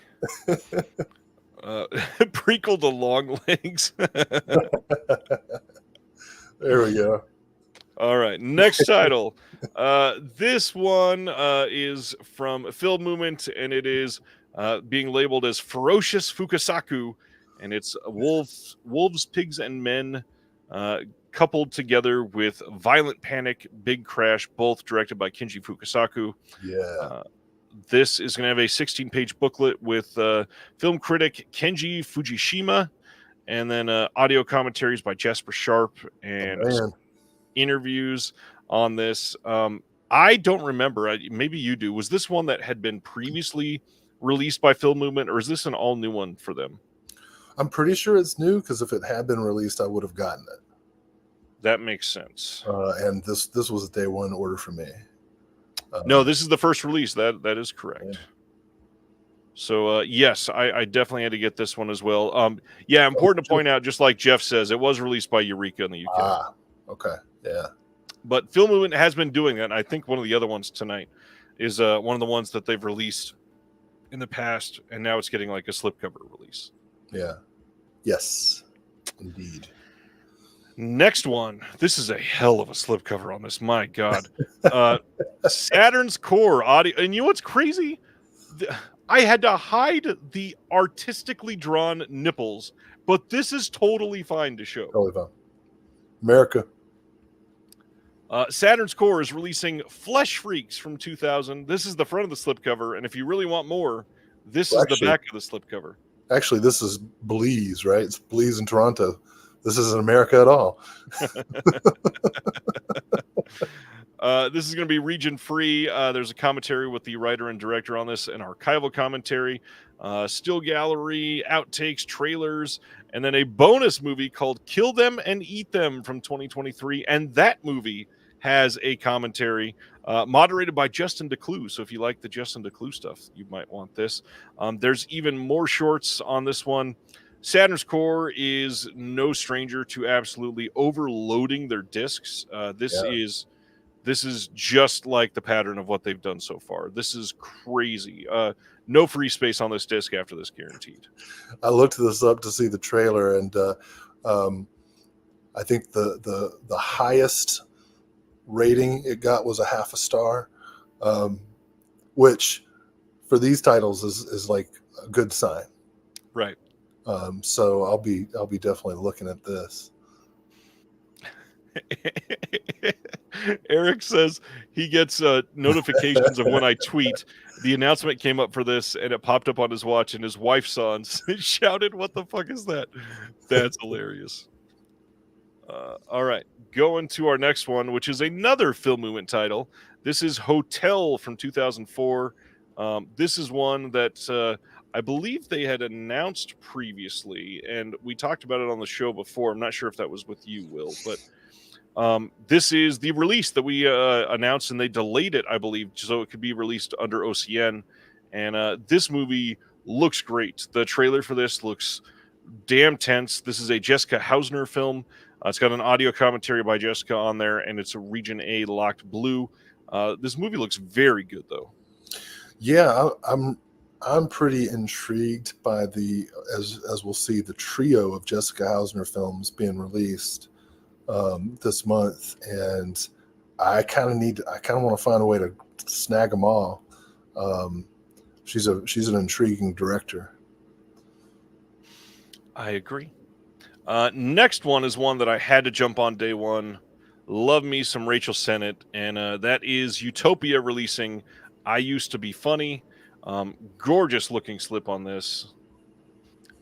This is a dark dramedy that follows Sam Cowell, an aspiring stand-up comedian and au pair struggling with PTSD, as she decides whether or not to join the search for Brooke, a missing teenage girl she used to nanny. The story exists between the present, where Sam tries to recover from her trauma and get back on stage, and the past, where memories of Brooke make it harder and harder to ignore the troubled teen's sudden disappearance. This is a writer and director Ali Pankhew's debut feature. It's both funny and heartbreaking, and it's honest and refreshing look at trauma and recovery and how they affect relationships and communities that shape us. This will have a trailer, behind-the-scenes stills gallery, and an audio commentary with the director as well. Yeah, had to get this one. Anything from you, sir? I want to see it. I hesitate because this description is exactly the kind of thing that I would tamp down deep inside and never speak of. Right? Like that's how I deal with pretty much emotions generally. Right. But like everyone else in the world, I love Rachel Sennett. Right? Sennett. I think it's funnier to say Sennett. It's not, but that's okay. Sennett. Yeah, so we'll check this out. I just want to shout out again, love the front of this slip. I think this is a contender for me for Shelf Shock for next year for best slipcover or best. Wow, way to put your finger on the scales. I tried that last year and it got like 2 votes, so it means nothing. I want to tease to the audience. We've got an idea. All right, continue. That's it. I'll give a little bit more of a tease. We have an idea for next year's Shelf Shock. Okay, now carrying on. The next one is Film Movement releasing another Jessica Hausner film. That's Lourdes from 2009. Apologies there. Afflicted with multiple sclerosis, Christine makes a pilgrimage to the holy site of Lourdes in hopes of a miracle. Among thousands of ailed visitors, she proceeds through the well-oiled machinery of the religious tourist destination until the unbelievable happens. She is suddenly able to walk. As Christine becomes the movie. Have you seen this one? Yeah, it's good. Oh, damn it. Now I have to go buy it. As Christine becomes the object of wonder and envy, bolstering and testing the faith of her fellow pilgrims, the question remains whether all is as it seems. This says it's a personal favorite of Martin Scorsese. This will have a interview with Jessica Hausner and a short film called Interview. Damn it, I'm going to have to take a look at this one now. Yeah. I'm getting all three of the Hausner films. God, yeah, and I agree with Chris here. He says, I wish they did a box set of the three Jessica Hausner films. There had to have been... They will after we buy them. And that'll have more extras. There had to have been something in the licensing or something like that that said they had to do it like this. Next title is the last of the Jessica Hausner films, and that is Lovely Rita from 2001. This one is going to have an audio commentary with the director and a short film called Flora. This one says, feeling confined by her well-mannered suburban environment, the pubescent Rita gradually attempts to test and break the expectations made of her. As she skips class to pursue her infatuation for a local bus driver as well as her own desires, her disapproving parents and classmates begin to question the motivation behind her provocations. However, Rita's adolescent rebellions occlude a more sinister intention. Have you seen this one? No. Damn it. I'm probably going to have to buy it too. God. Yeah, these all sound great. All right. Next is Mary Jane's Not a Virgin Anymore and the films of Sarah Jacobson coming from AGFA this month. And this is the look at the slipcover. Yes, this was released by them previously on Blu-ray. However, this is a brand new author Blu-ray with new special features. This is different than their previous Blu-ray release of this. So if you want it, you might want to grab it. If you were trying to be really into this title or keeping up on your AGFA ones, this is one of the ones that is different than their original release. Mary Jane's been fishing. Did you have you seen anything from this, or did you pick up the original Blue? I've already got it. I got the previous edition, so no slip. But and this slip is gone already too. So if you really wanted it, too late. That's what she said. Hence, not anymore. Next is the one that I saw the most complaints about since I posted the announcements. Yeah, Connie releasing My Heart Is That Eternal Rose, and the number of people that I got complaining about this artwork is overwhelming. They said this looks, and I quote, pull Dogleg back up. I had somebody say that this looks, quote, stupid. And here we are.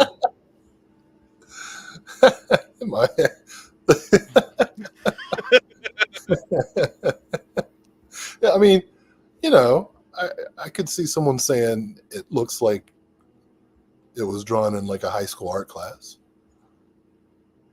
by someone who's not necessarily an artist, but someone else might say it's lovely. Look at the color and the shading. So this is a film that is presented alongside 2 episodes from the TV series CID. We got season 1, episode 3, and season 1, episode 14.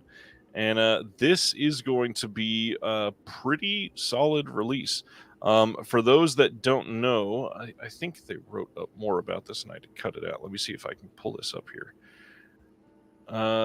The idyllic beachside life of a retired triad boss, his daughter Lap, and her boyfriend Rick shatters when a mob favor turns into a bloody shootout. Trading her freedom for her father's, Lap becomes a mistress to Godfather Shen, while Rick goes into exile. Years later, Shen unknowingly hires Rick as a hitman.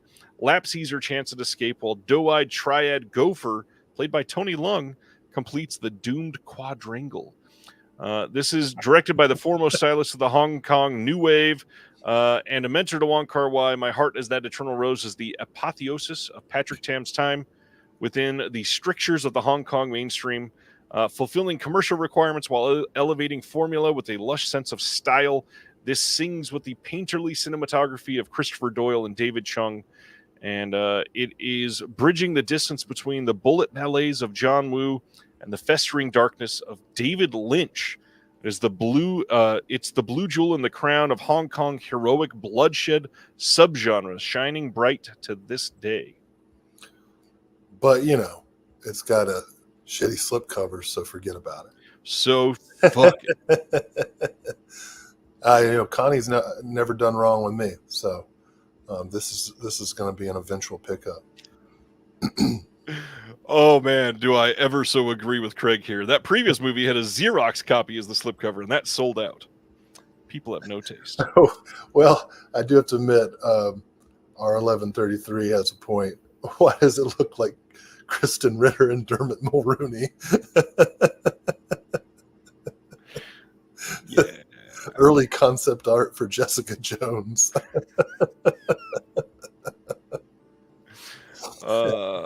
Anyways, I love what Connie has done so far, and I've heard nothing but amazing things about this, so this was a must for me. For sure. Next one is The Other Laurens from 2023. This is available from Yellow Veil, and here is the slipcover art. This says a private detective forced to face the ghost of his past when his niece asks him to investigate her father's death. This is going to have a commentary with the director and the DP and the composer, a short film called Nothing But Summer, and then an essay in this as well. Yeah. I've not even heard of this one till this announcement. Watched the trailer. It was amusing. There was a moment where, gangster guys are doing a bunch of witty humor about cheeseburgers, which kind of recalls the Pulp Fiction famous dialogue scene. That's good. I'm going to have to ask this question. You know that, Will. Do you know this commenter's name?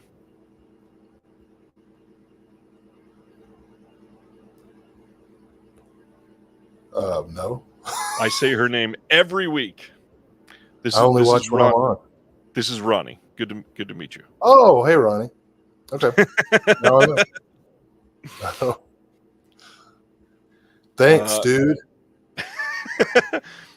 Did you call me a see you next Tuesday? No, that's the next title coming from Factory 25.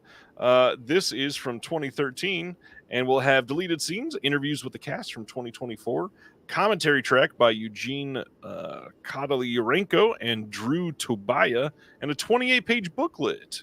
I feel I need to interject and offer a sincere and personal apology to Ronnie. My bad. Most of the time when I'm on here, I'm absolutely delirious for various reasons. It's true. It's true. This looks good. Factory 25 puts out some fun stuff. Yeah. Yeah, I don't have any feedback on this one. I'll check it out when I get a chance, I guess. Next is Art Label putting out Spirit Riser from just this year. This one is directed by Dylan Greenberg, has a feature-length commentary with Dylan Greenberg and the star Amanda Flowers, a documentary about Dylan Greenberg, which is 41 minutes long, Q&A with the director and star Parker Love Bowling, interdimensional interview with the star Kansas Bowling. I'm so confused by this listing of extras. Dylan Greenberg's first film is on here, which is Glamorous, which is 70 minutes long, a 16mm short film that is called The Triangular Door, and a music video called Glow in the Dark.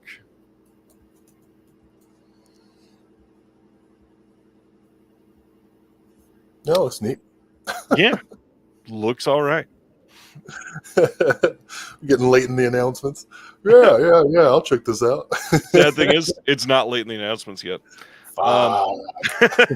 Decanalog releasing That Guy Dick Miller for the 10th anniversary. This is the documentary that was released by Elijah Drenner, who owns Decanalog, that was on his channel previously. He is doing an audio commentary on this with Lainey Miller, Dick's late wife, and I said that the wrong way. Dick's surviving wife, and cinematographer Ellie Schneider. Selection of Dick's home movies, a theatrical trailer, outtakes, Ellie premiere footage, a bonus film also on this called Star Hops from 1978, directed by Barbara Peters, which has a new 2K transfer from the original uncut camera negative for the first time on Blu-ray ever, and a booklet essay by Calum Vonstall, author of You Don't Know Me But You Love Me, The Lives of Dick Miller. And there's intros on this from Elijah Drenner and Lainey Miller as well. This was a must purchase. Yes, it was. I was distressed because the original release had gone out of print, and I From definitely Olive. wanted it. Yeah, I definitely had wanted it, but now I'm glad I missed it because I really want to see this Barbara Peters movie, Star Hops. I also feel the need to say, because I just got slandered in the chat, I was accused of owning a Korn album I didn't even see that yet. by Anthony.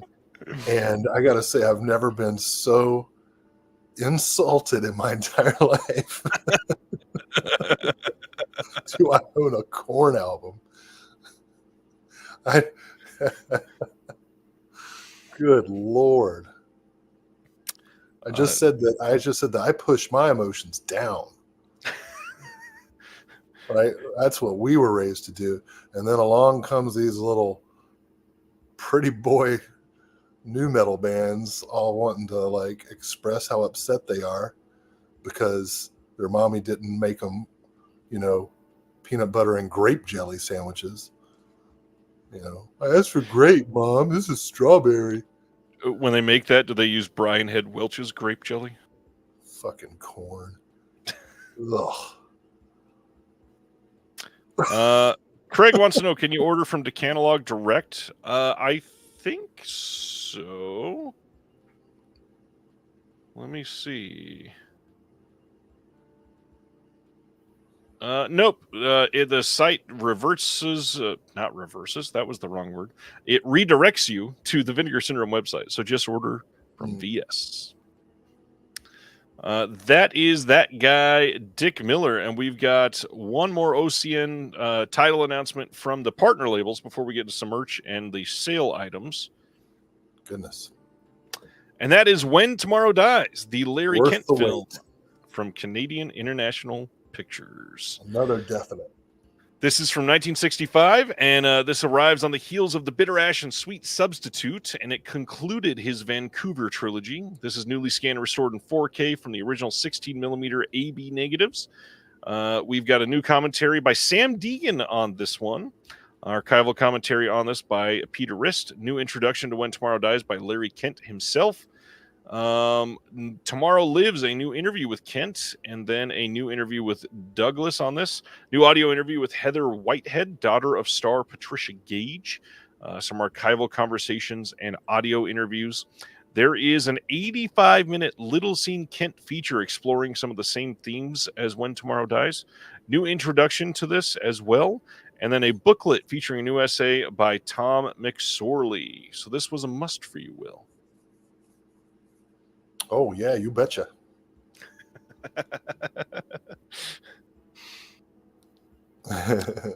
All right. Going to the sale titles. Cinematograph. They are putting out some merch. You got a minimalist geometry shirt and tote bag. And then they also released this totally rad yellow shirt. And then a Vinegar Syndrome back to school shirt with this head coming out of the backpack. Nice. And then they also released a new catalog slipcover for Miami Connection with these Technicolor, totally crazy colors on the cover. And then a new cover for Surf 2. Very busy slipcover on that one.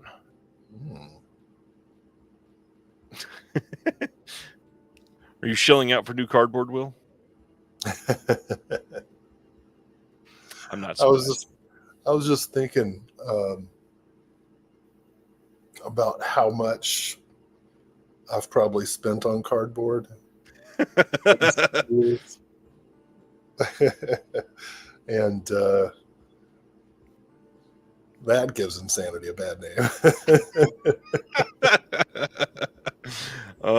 Yeah, let's not go too deep into that right now. All right, so Melusine released a title called Blonde on a Bum Trip with something weird video working with them on this. This is from 1968, and it's part of the Distribpix line. This one is interesting because it's not like a lot of the other Distribpix titles. This one was actually listed on the Vinegar Syndrome website as well because it's not like a hardcore title like that. That's This the bum one, trip part. that, yeah, this one, You start fast forwarding, and you're like, "What the hell is this?" this is newly restored. All they're doing is jiggling a little bit. Newly restored in 4K from the OCN and loaded with new and archival extras, including we've got 2 feature-length audio commentaries. The first is with producer Ed Adlam and the director Raph Morrow, moderated by Howie Pyro, and the second by producer Jack Braverman, moderated by Stephen Morowitz himself. There's the original trailer, vintage classroom LSD scare film from the Something Weird archive, Nice. which is a must, and then an archival image gallery as per usual. Love the art on this one too. Yes, this is a black and white film. Yeah, a lot of people still don't understand that Vinegar Syndrome is still going with Picorama and everything on another website. And speaking of that, they're also releasing Little Orphan Sammy and Little Blue Box together as part of the Picorama line. This is from 1976. This one is from 1978. Ooh, goodness. What did you say before? Everybody's going south.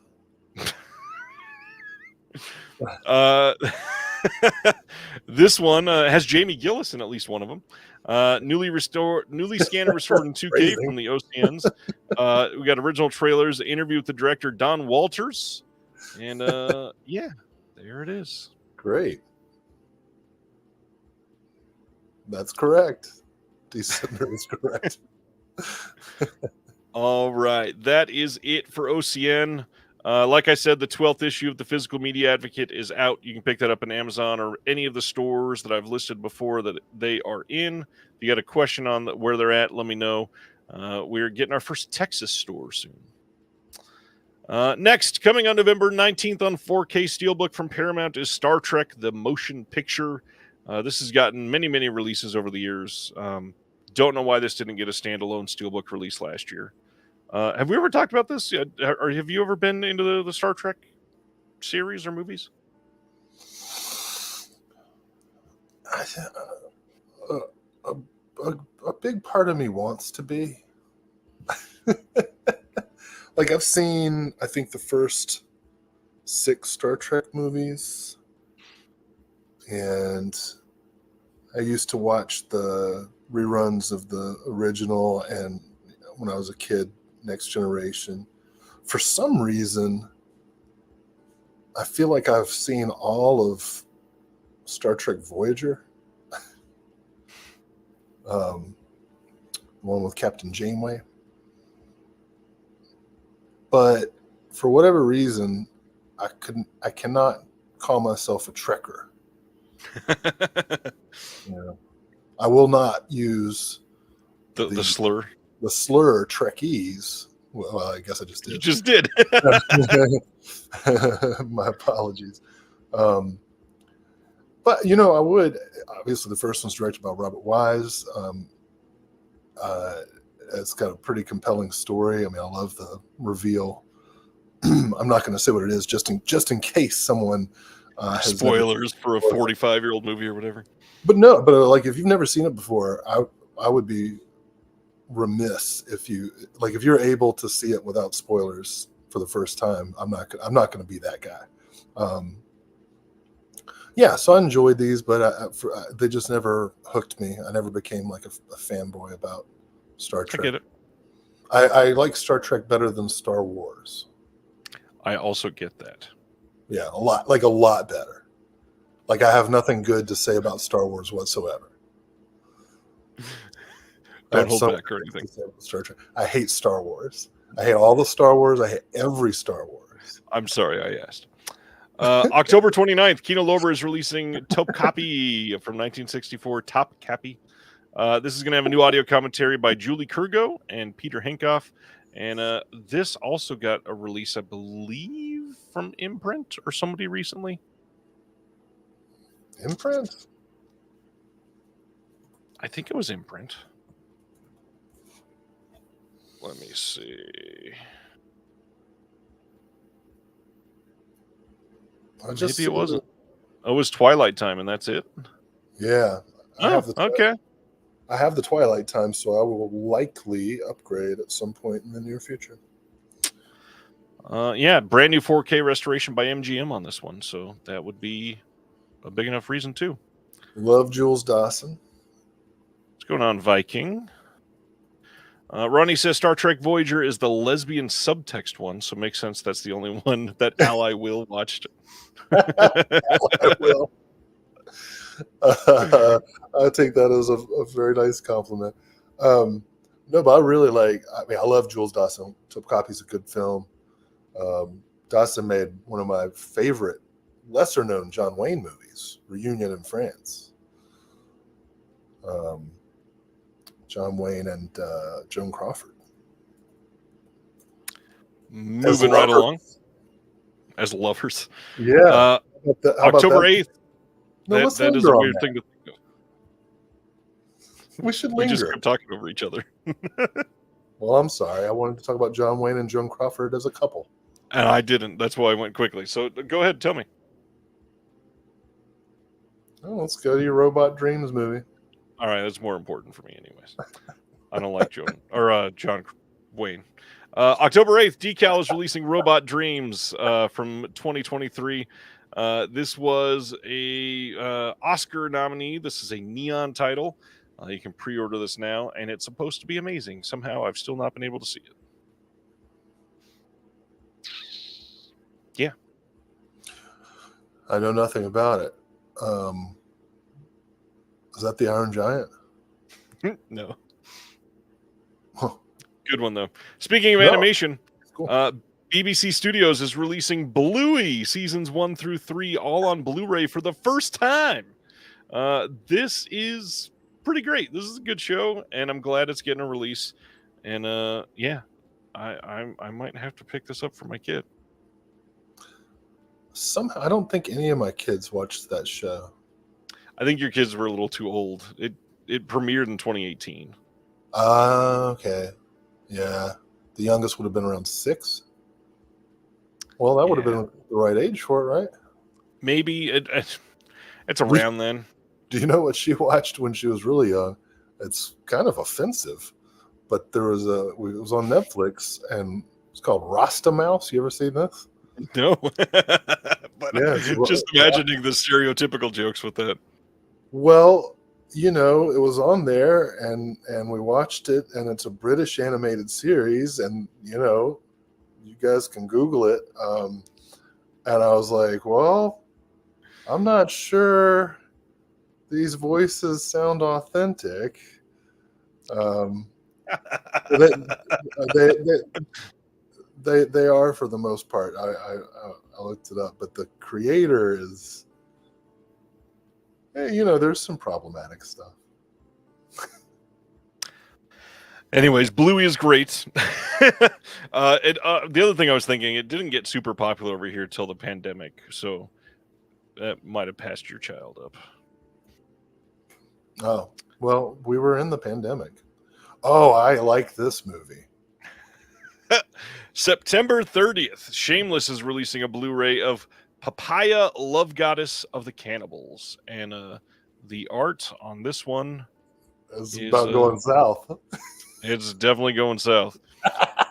This is a Joe D'Amato film.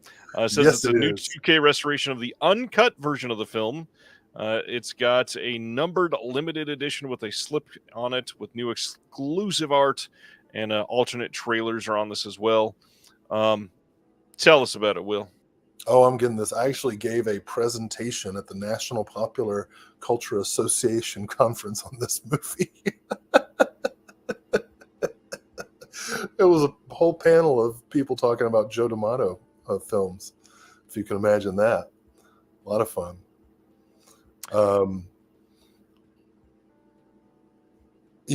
This is a very political film, believe it or not, about environmental exploitation, and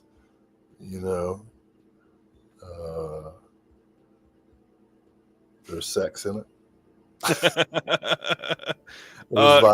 There's violence in it. It's a Joe D'Amato movie. It's Joe D'Amato. Great art on this release. I love everything about this art. The only thing I don't love is that it's shameless. And again, Shameless seems to have improved slightly from what they used to be, but God, their reputation and their track record is not one that I have a lot of confidence in. Yes, but it has to be an improvement over the DVD that I have. So, well, I would hope so, but it certainly doesn't have to be. I'm interested in this uncut version of the film because I don't know if the DVD I have is cut in any way. So, yes, good cover art. You gotta give them that. Very good cover art. Yeah, definitely eye-catching. Oh, I didn't even see Viking say this. The internet says Shameless's transfers are shit. Is that just a cruel rumor? No. Most of them have been pure shit. I'll tell you, if anything's going to attract the beast with 5 fingers, it's this. Yeah, these are some other bottom loaders. They are releasing Neil Marshall's Duchess over in the UK on October 14th. This is coming from Vertical Entertainment. This is a brand new 2024 film, and they really want you to know that the guy that directed The Descent is the guy that directed this, even though they don't list his name on the cover at all. Well, to be fair, it's The Descent. That's a great movie. It is a great movie. Yeah, completely agree. Like, if you just put up Duchess, I probably wouldn't get it. But it says from the director of The Descent, I am absolutely going to at least see it. It says a female-driven, action-packed crime thriller. And, oh gosh, they even go in more detail. From the award-winning director of The Descent, Hellboy, and Game of Thrones. It's gotten terrible reviews. That is true. Yes. But I'm absolutely going to see it. I'll see anything that Neil Marshall makes. I actually liked his Hellboy. I know I'm in the minority on that one, but I thought I liked it. Did you see, was it called Lair? I have not seen The Lair yet. Okay. I couldn't remember if that was the title or not. Yeah, The Lair. I haven't seen his Nun movie yet either. What's that called? He did a Nun movie? Yeah. Neil Marshall. It was. So, like, I'll give him a pass for anything because I love Doomsday. I love Centurion. Of course, I love Dog Soldiers. The Reckoning was the movie I'm trying to think of. Oh, 2020. Oh, it's a witch movie, not a nun movie. Sorry. Okay. One of them things. Nuns, witches, not much difference really. Just which directions their prayers are going. Paul says The Lair I actually liked. Haven't seen his witch film yet. Yeah. So nobody watched Reckoning, I guess. Why is her finger on the trigger as she's yanking the chamber back? Yeah, that's a great question. This cover is all kinds of weird. I'm going to stay away from the easy jokes. Ronnie says, I just looked up Rasta Mouse, and Bob Marley's grandson, Skip Marley, does one of the voices. Yeah. The voice actors are all, that's cool. I was worried when I first started watching the show that it was just like some white folks doing voices. But when I looked it up, I was like, okay, we can watch it. But, the show was actually, there was some controversy with the show because people were suggesting that, and this might show some bias in the criticism, but critics were saying, I'm pretty sure these guys are talking about marijuana when they talk about cheese. But I don't think so. I think they're just talking about cheese. That's really funny. Of course, if you smoke a lot of weed, you'll probably eat a block of cheese. So that's funny. Studio Canal in the UK is releasing The African Queen on 4K and Blu-ray in the UK as part of their Vintage Classics line. This is October 21st. We've got a new audio commentary on this by the script supervisor, Angela Allen and Ian Christie. And then a whole bunch of archival extras on this as well. Their Vintage Classics titles have looked very good so far. Obviously, this is a big title. Humphrey Bogart, Katharine Hepburn, first 4K release of this. And we have to assume there'll be a stateside 4K from somebody, right? I mean, at this point, we can't necessarily say this, but I think this one is supposed to be getting a Criterion release. No, that would make sense. Yeah, that would make sense. It belongs in the. I mean, it deserves to be in the Criterion Collection for sure. I like this movie. Yeah. Speaking of nuns, this is a big one. Oh gosh. September 10th, Universal decided after 24 seasons of releasing Law and Order SVU to finally put one of them on Blu-ray. They are putting the 25th season of Law and Order Special Victims Unit on Blu-ray on September 10th. And you can pre-order it now. No information on any bonus features or anything. Wild that this one is getting a Blu-ray after so many DVD releases. You know what I think is wild about our culture? Like if you show boobs on your Instagram, you'll lose your account or your YouTube or whatever. But America's favorite show is about rape murders. And it's a spin-off of another show kind of about that. It's like every episode, did you check for semen?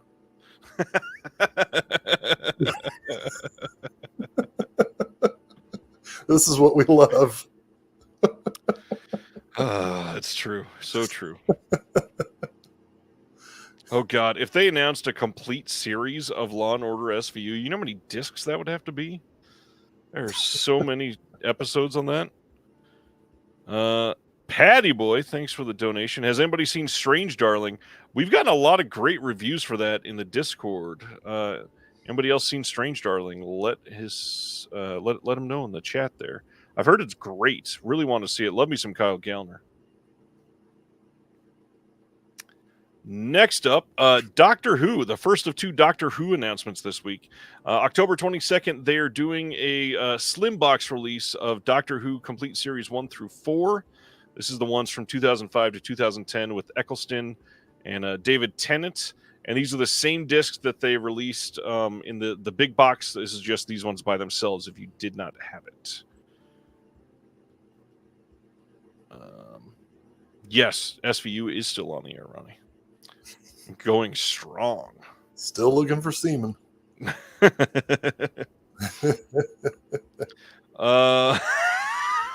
I love that this comes up right after Will says that. October 21st, we are getting a 4K release of Barbed Wire in the UK. Now, this one is kind of like a re-release, so I hesitated to post this. But this one is interesting because Turbine Media out of Germany is the one that's releasing this in the UK. And as far as I can tell, I don't think Turbine has released anything in the UK except for maybe one other title. But they're using Altitude films in the UK to distribute for them. This is the same as they released over in Germany. It's a very English-friendly disc. If you loved this movie for some reason and you want a 4K of it, this is probably going to be the best one to pick up. I'm sure you've seen Barbed Wire, Will. What do you think of this? No? Ripe for rediscovery, no doubt. Not really. No, I never saw this one. I completely get that. But I like Pamela Anderson. I think she's a pretty cool lady.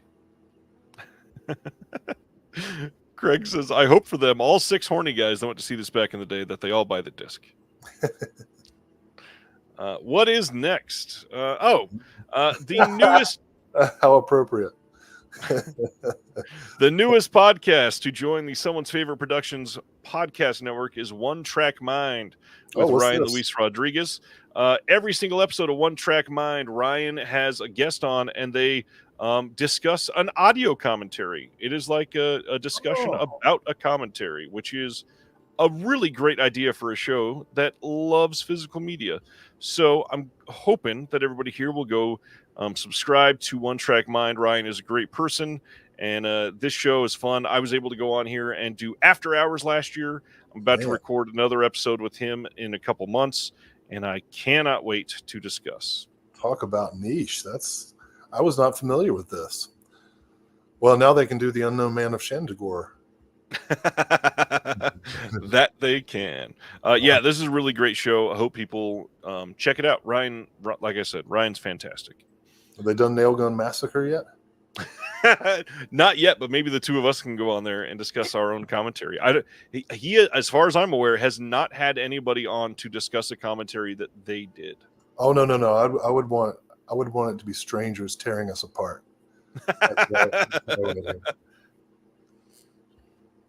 That would be pretty damn funny. All right. We get into some interesting ones. November 19th, Shout is releasing a 4K steelbook of the Dark Crystal. This is a Walmart exclusive as far as I can tell. There is a new fan event Q&A on this disc, but it's the same 4K disc as before, from what I can tell. I don't think there's anything different for the restoration or the sound or anything like that. All of the other features are the same, but you can pick this up. I'm pretty happy with the art on this one. Yeah, it's cool. Sorry, I was typing in the chat. You were fine. I love Mario Tyranny too. No, I called it. I've talked about that with Ronnie before. The other one, they are doing the same thing, a Walmart exclusive steelbook of Labyrinth. This one is the same 4K restoration and audio and all that, with, again, a new fan event Q&A with Brian Henson and Toby Froud, and a new contact juggling tutorial. They saw the need to record a contact juggling tutorial. I love the art on both of these. I love both of these movies. We're going to talk about these movies even more in just a minute, though. I'm going to skip over this one because we're going to talk about this one in just a minute, too. Godzilla -1, we got some more information. November 19th is the release date of the Toho Steelbook and Standard of Godzilla -1. You can pre-order this pretty much everywhere now to get this 4K. There is no minus color version on this. However, they did just update this to say English Dolby True HD 5.1 audio track, which is a big difference from what they had revealed previously. They had made it sound like they wanted to not include an English dub, and this to me makes it sound like it does have an English dub. So I think this is looking more and more like a solid release every day. Dub it up. This is a good question because this has been a big piece of argument over the last couple of weeks. How do you feel about English dubs versus the original audio? Do you have a preference, Sir William? Original. Same. But it kind of depends on the film industry that you're talking about, right? Like, if you're looking at an Italian film from the 60s, 70s, it's recorded silent and then dubbed over. So right. Whether it's dubbed over in Italian or dubbed over in English, my rule of thumb is I want to hear the original actor whenever possible, but that's not always the way it is. For Japanese films, generally you want to hear the original language because that's what everybody's speaking. And even though I don't speak Japanese, I want to hear the delivery, the emotion of the actor. So not a funny answer, but that's no, I fully agree, and that's actually what I wanted to hear because the number of people that made me feel like I was the crazy one this week has been wild. I will default to original audio every single time if that's the option.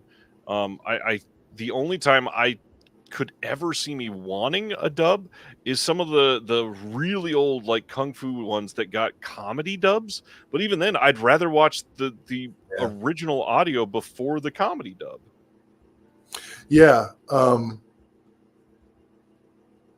Right, because the movies are not, those dubs that people make fun of undercut the quality of the movie, Right.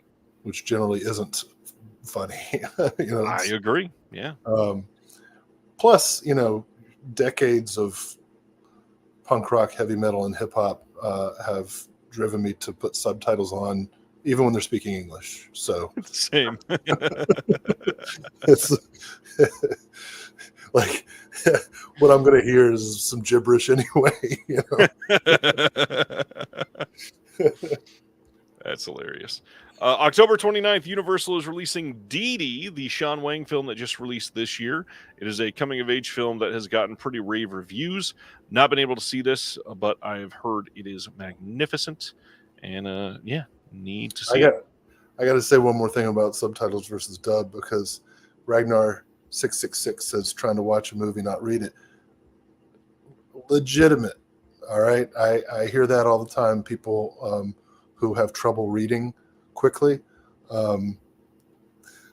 feel like they're missing the image. But I would, in all seriousness, it's like driving a car, right? Like when you drive a car, you're not just looking at one thing, right? You're having an awareness of multiple things, and it's really just practice. Like if you do it for a while, then reading quickly or like shifting your eyes back and forth, it's generally not a problem. I would hope not. All right. Dee Dee. Sean Wang. Yeah, sounded good. Need to see it. Next up, Fear the Walking Dead, the complete collection, which is wild to me that this has been on for so long that it needs a complete collection after the original series. Sorry, but I feel kind of like out of reality right now. Do we usually talk about TV? We do, yeah. Really? Yeah, we do. I can't remember a single TV show that we've talked about. How about the man Shenandoah or whatever that was called? Well, tonight we've talked about tons of TV, but like generally, I can't recall. All physical media, my friend. You're lying, because we hardly ever do anime titles. Oh, that's not true. I cover pretty much all of them. Okay. Well, when I'm on, no anime gets released, I guess. Literally not. Just a few weeks ago, I had like 20 minutes dedicated to discotheque anime titles. Whatever. Your facts do not fit my narrative. Therefore, I reject them. That's not the first time I've heard that exact sentence from you this week. Like earlier today, maybe. It just so happens my wife is doing a complete watch through of Fear the Walking Dead, and despite the fact that she's watching every single episode of every single season in order, she keeps telling me how awful it is, and how like the characters just keep changing. Like Morgan, I'm a good guy now. I'm evil. Just back and forth. And we watched all 11 seasons of the original Walking Dead, every single episode together. I have not partaken of Fear the Walking Dead. I did watch like the first episode of Negan and Maggie because it was on Joe Bob. And it actually looked kind of neat. But I don't know if I have the fortitude to embark on Fear the Walking Dead. It's 8 seasons. That's a lot. Yeah. I tried watching The Walking Dead New World, the one with like the young people, and I barely got through the first season of that. That show fucking sucks. Tell us how you really feel.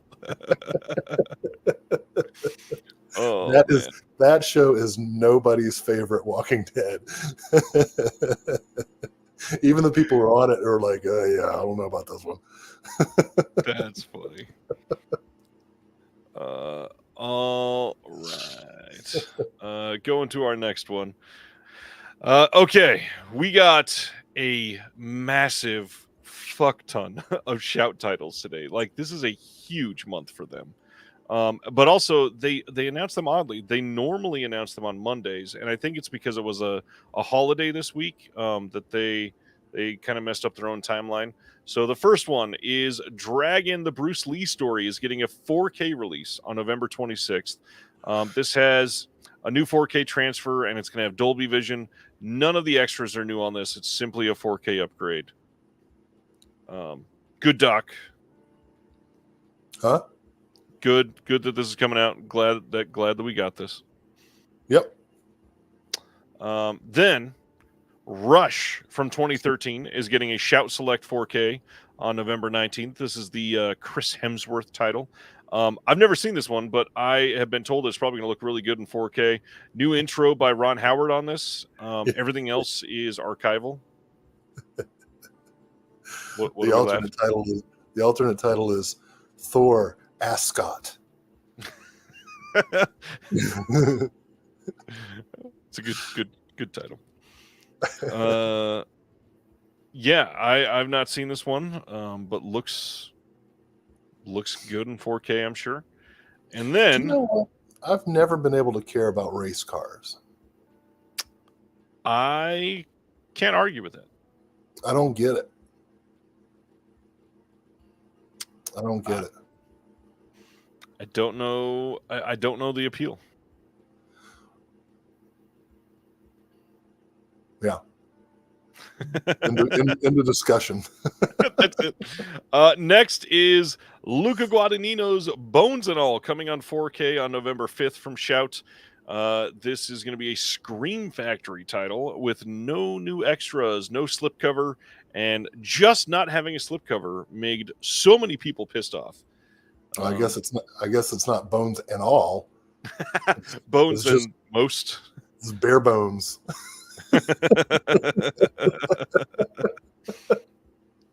I do want to see this. I did not get to see this the year it came out.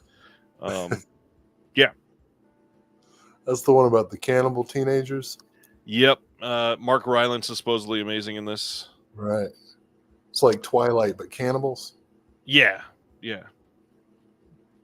Check it out. The next one is where stuff starts to go off the rails. So Krampus the Naughty Cut is coming in a 4K Steelbook in a few bundles. You can get this for the Steelbook by itself. That's what I skipped over earlier. You can pick that up from Walmart or anywhere else. This isn't going to be exclusive anywhere. And you can get a bundle for $140. That includes a limited edition card game. It also includes a Krampus snow globe. It says it is made from glass, resin, and acrylic. There is a Krampus gingerbread man plushie that is 6 inches long. A Krampus retro prism sticker, and that is $140. That's like Christmas. Right. Or you could spend just $103 and get the snow globe, the steelbook, the poster, and the prism sticker. 103? 103. Or spend $50 and get the steelbook, poster, and sticker. $50 for a steelbook, a poster, and a sticker. Get so mad. It's so expensive. Yeah, just don't get it. That's how you tell them. But it gets worse. That's the funny part. They're releasing the Dark Crystal. We saw that steelbook just a little while ago. This giant box is the deluxe edition. This is coming on November 19th. It will include shard. It comes with a collectible crystal shard, a 28-page book, art cards, and a sticker. But wait, there's more. This box itself is $90, or you could buy the $190 bundle, and this includes the 18-inch by 24-inch poster with the original art. It includes a coloring book of the Dark Crystal that's only 8 pages long, a retro prism sticker, and a 5 enamel pin set. Plus, you've got the Stop the Killer limited edition board game or card game in this, and that's $190. Oh, So, but if you get the cheaper version, you still get the shard. Yeah, the 91, the shard comes in the box still. But I don't see a picture of the shard. Nope, they're not advertising that yet. They're not even showing you what the movie comes in. It might be like a little shard. It might be a tiny shard. Could be a shardlet. Shardlet. Oh man. So that's a lot. That's testing. That's a test. It's $190, or you can size down to $120, and I like how Go ahead. Sorry. It has 69 cards, so that's nice. If you size down, you get the card game, the sticker, the poster, and the box set for $120. Who sharded? It's the sharded edition. So that is the Dark Crystal. And again, that's not even the worst of this month. Let's talk about Labyrinth. The worst is Krampus. At least these two are good movies. Labyrinth, the deluxe edition, comes with a crystal ball with a wooden display base, a 28-page book, art cards, and a sticker. And that's, again, $90. Does it come with a rolled up sock to put in your pants? That's the deluxe edition. Just to be clear, Bowie didn't need the sock. This is just for consumers. The deluxe bundle here. Let's take a look at this. Oh, so this includes wait. I gotta jump in. The Labyrinth card game only has 68 cards. Correct. That is not nice. This includes the 18 by 24 poster with the original theatrical art, the limited edition card game, the Labyrinth snow globe made from glass resin and acrylic, the Elo Worm plushie, which is 6 inches tall again, a retro prism sticker, and then a Labyrinth retro handheld maze game, which is 3 inches by 3 inches and could not have cost more than about 80 cents to mass produce. And then they're doing the 5-piece enamel pin collection for this as well. $262 for that. I don't understand the odd number. It's like 203, 262. 261.97 for this entire set. 97. It's not even 99. Nope. I feel off kilter. I feel I'm in a labyrinth. $262. That is pure madness. This is embarrassing prices for Shout. They have a smaller bundle that includes the card game, the maze, the prism sticker, and the snow globe. This is $181. They did announce an even smaller bundle with just the poster and the box and something else, and it's like $127. Jesus. Danny says that's $390 Australian. My God. That you can get their bundle. For one movie and a bunch of shit with it. Yeah. Well, I feel like Shout should switch names and rebrand as Shameless.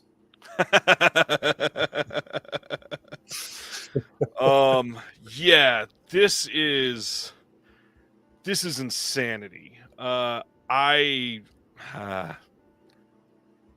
don't even know what to say. Like, this is really bad. This is super predatory. Feels very overpriced. This is craziness. Well, you know,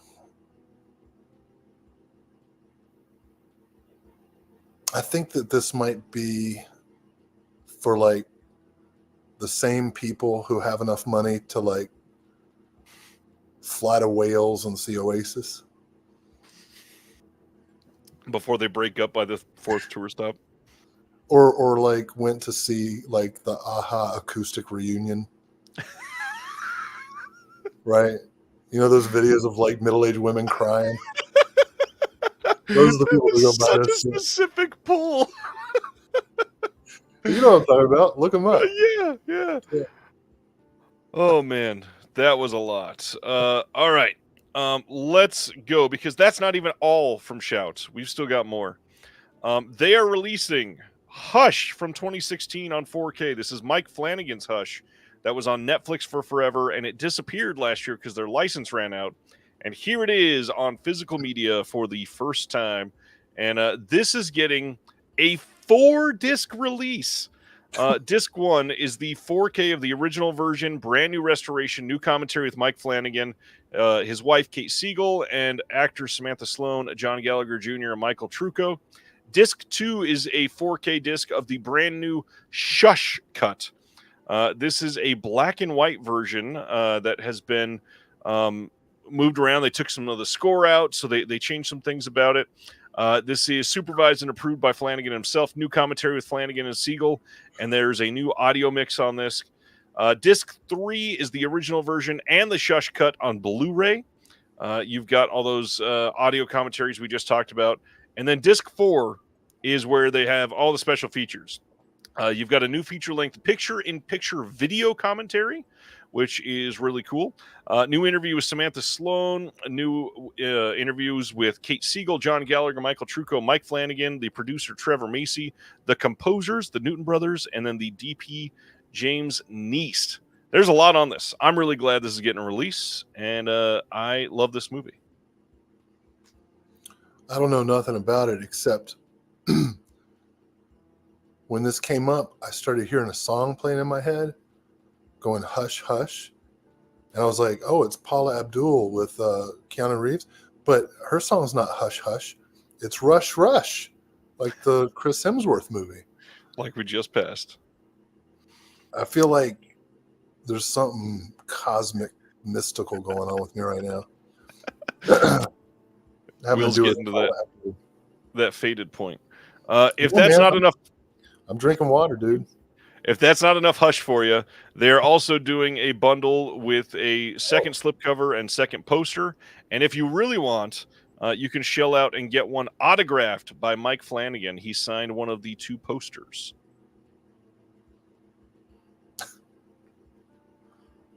I don't know anything about this movie. Great movie. It is about a woman who is a writer who's out in the middle of nowhere, and she is. It's a home invasion movie, and the big difference here is she is deaf. So that plays a different part in the home invasion type story. Yeah.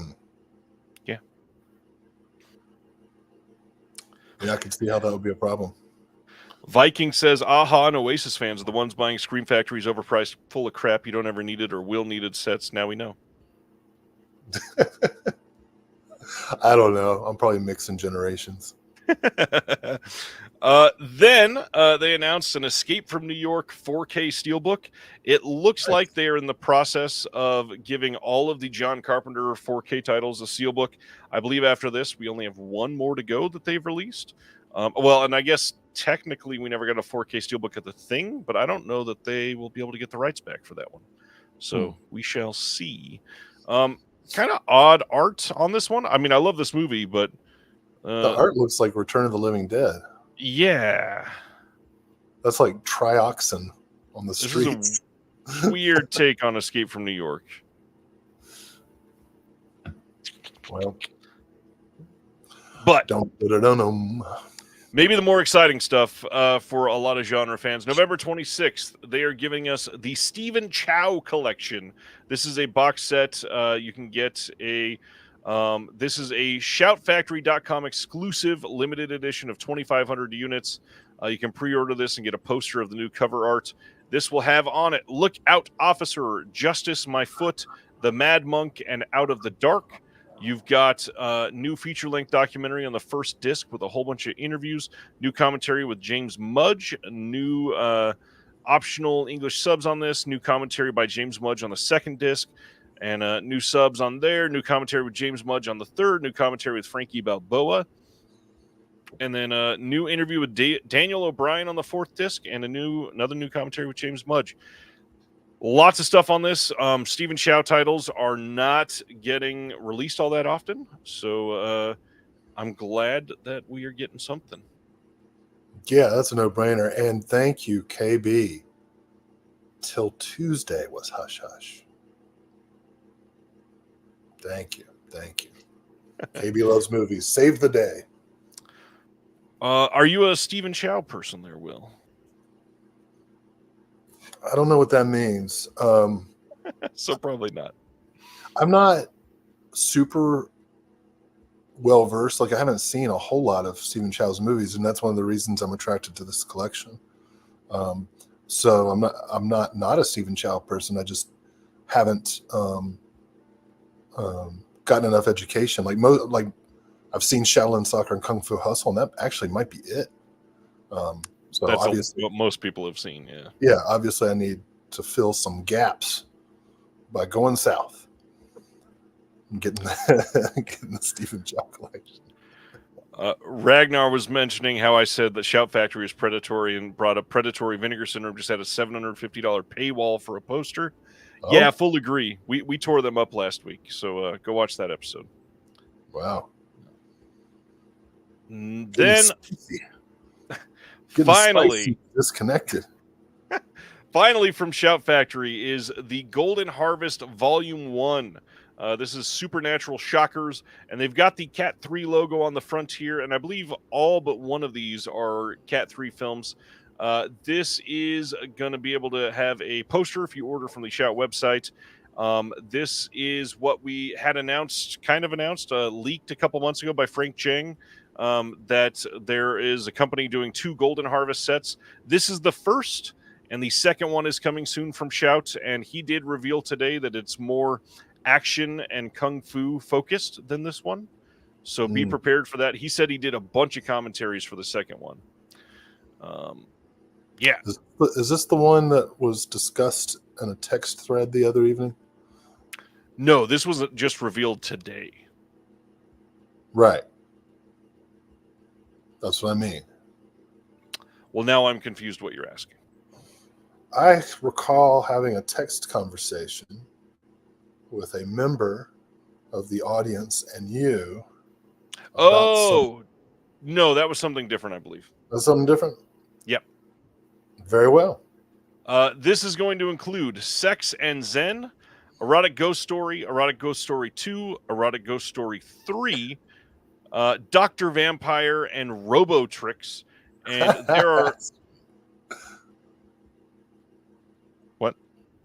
I said, oh, yeah, 88 film stuff, yeah. Oh. And then there are new bonus features on all of these films. We got new commentaries, new interviews, lots to cover if you really want to go into this. I would say check out the website if you're interested in this to see what all is on here. Lots of James Mudge. There's an interview with Frank Jang on one of these. New interviews with Anthony Wong on Erotic Ghost Story 2. Yeah, lots of great looking stuff on this set. Sadly, that makes me say I feel like I must have it. I feel like we've got to get some creators together out of the community and make a tribute parody video called The Wong Song, set to the tune of the classic Cisco track.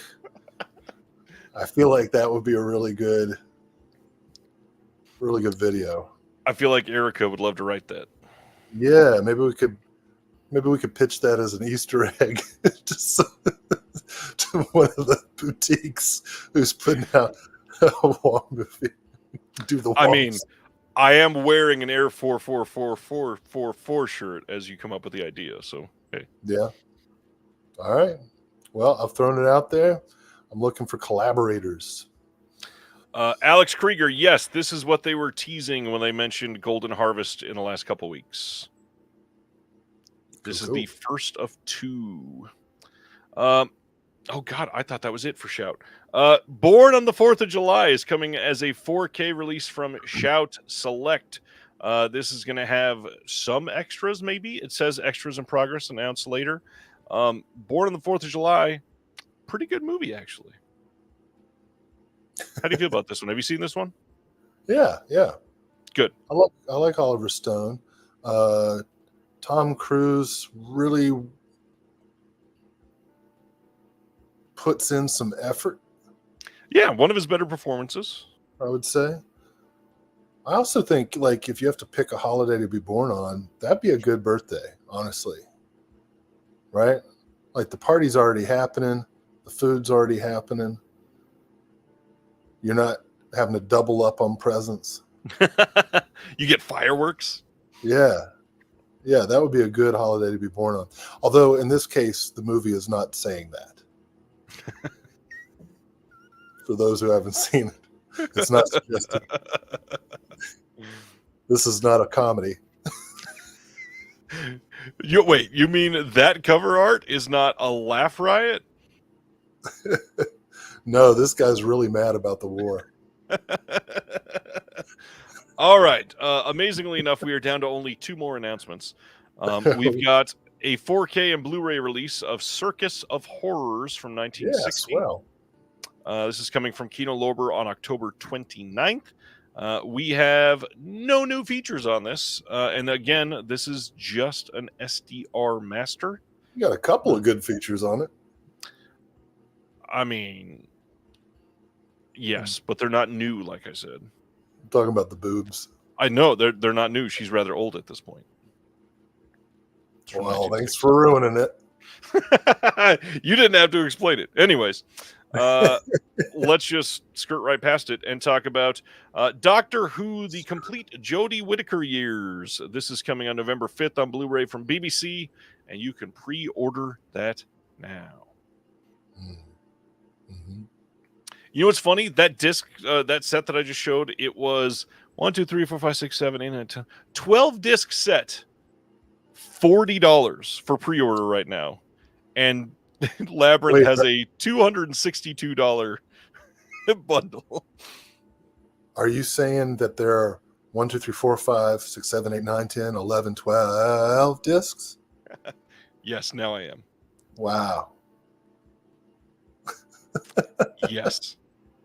Wow. Oliver Stone, too crazy today to be on anything beyond Shout. That is probably true. Eyes Wide Shut is up there for Tom Cruise. Only if you disagree with him. I love Cody's Doctor, says Ronnie. See, Will still talks about TV shows, Doctor Who, yeah. I didn't say anything about it. All right, just a reminder what is coming out next Tuesday. Inside Out 2 on 4K Steelbook from Disney, Stepfather 4K from Scream, Strangers 4K from Scream, All of Us Strangers 4K from Criterion, Super Friends, the complete collection from Warner. Cool. Late Night with the Devil Steelbook from RLJE, Wind River 4K Steelbook, that's a Walmart exclusive from Lionsgate, the Kevin Costner Horizon and American Saga 1, Chapter 1, whatever. That is coming out next week. You got a steelbook you can pick up at Walmart. Richard Pryor live on the this is Sunset Strip 4K. Knuckles 4K coming out next week. Dark Knight of the Scarecrows 1 and 2 double feature 4K from VCI. That got delayed, finally getting released. The other new Walking Dead series, The Ones Who Live, getting its release. Black Belt Jones from Warner Archive. Kill 4K Steelbook next week. Viva la Muerte from Radiance. Antichrist 4K from Kino. The Prime Evils from Full Moon. To Kill a Mastermind from 88 Films. Zoltan Hound of Dracula 4K from Kino. Evening with Kevin Smith Blu-ray from Sony Pictures. Boulevard Nights from Warner Archive. Shadowboxing from 88 Films. Once to Every Woman from Sony Pictures. The Golden Lotus. The Golden Lotus from 88 Films. 2 weeks in September from Kino. Avenging Force from Kino. Totem also coming out next week. Clockwatchers from Shout. God, there's a lot next week. Rolling Vengeance from Kino. You Are Not Alone from Altered Innocence. Will's favorite, Icons Unearthed Fast and Furious from Mill Creek. We talked about this one on the show. Hentai Common Forbidden Superhero from Discotheque coming out. Oh. Mm-hmm. And Spiral coming from Ronin Flicks. That's about it. Any of those that you got on pre-order or dying to have, sir? Black Belt Jones. Viva La Big one. Muerte. I won't get it, but I'd like to have Super Friends. I want to see the price come down for sure. Yeah. Wouldn't it suck if your superpower was to turn yourself into a bucket of water? Oh man, Wonder Twins suck so much.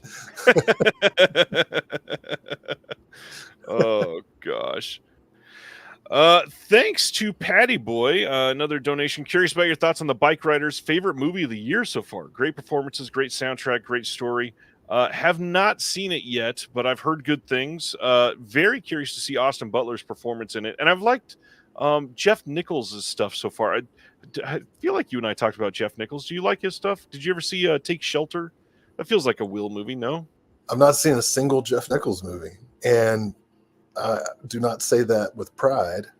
It just, for whatever reason, I haven't seen him. Everything I've read about him sounds good. Go ahead. I promise I will watch at least one Jeff Nichols movie before I watch the Super Friends complete series. That makes sense. Totally get it. Ronnie says All of Us Strangers Criterion already have the UK Blu-ray though. Yeah, the timing of that kind of sucked. Definitely want that one in the flash sale. That's Criterion flash sale will definitely be in October. Ryan says Black Belt Jones rules. Yeah, it does. Air 44 package still waiting. Yep, I still wonder when we're going to get that one. Hey, check out this forced perspective. Look how giant my microphone gets.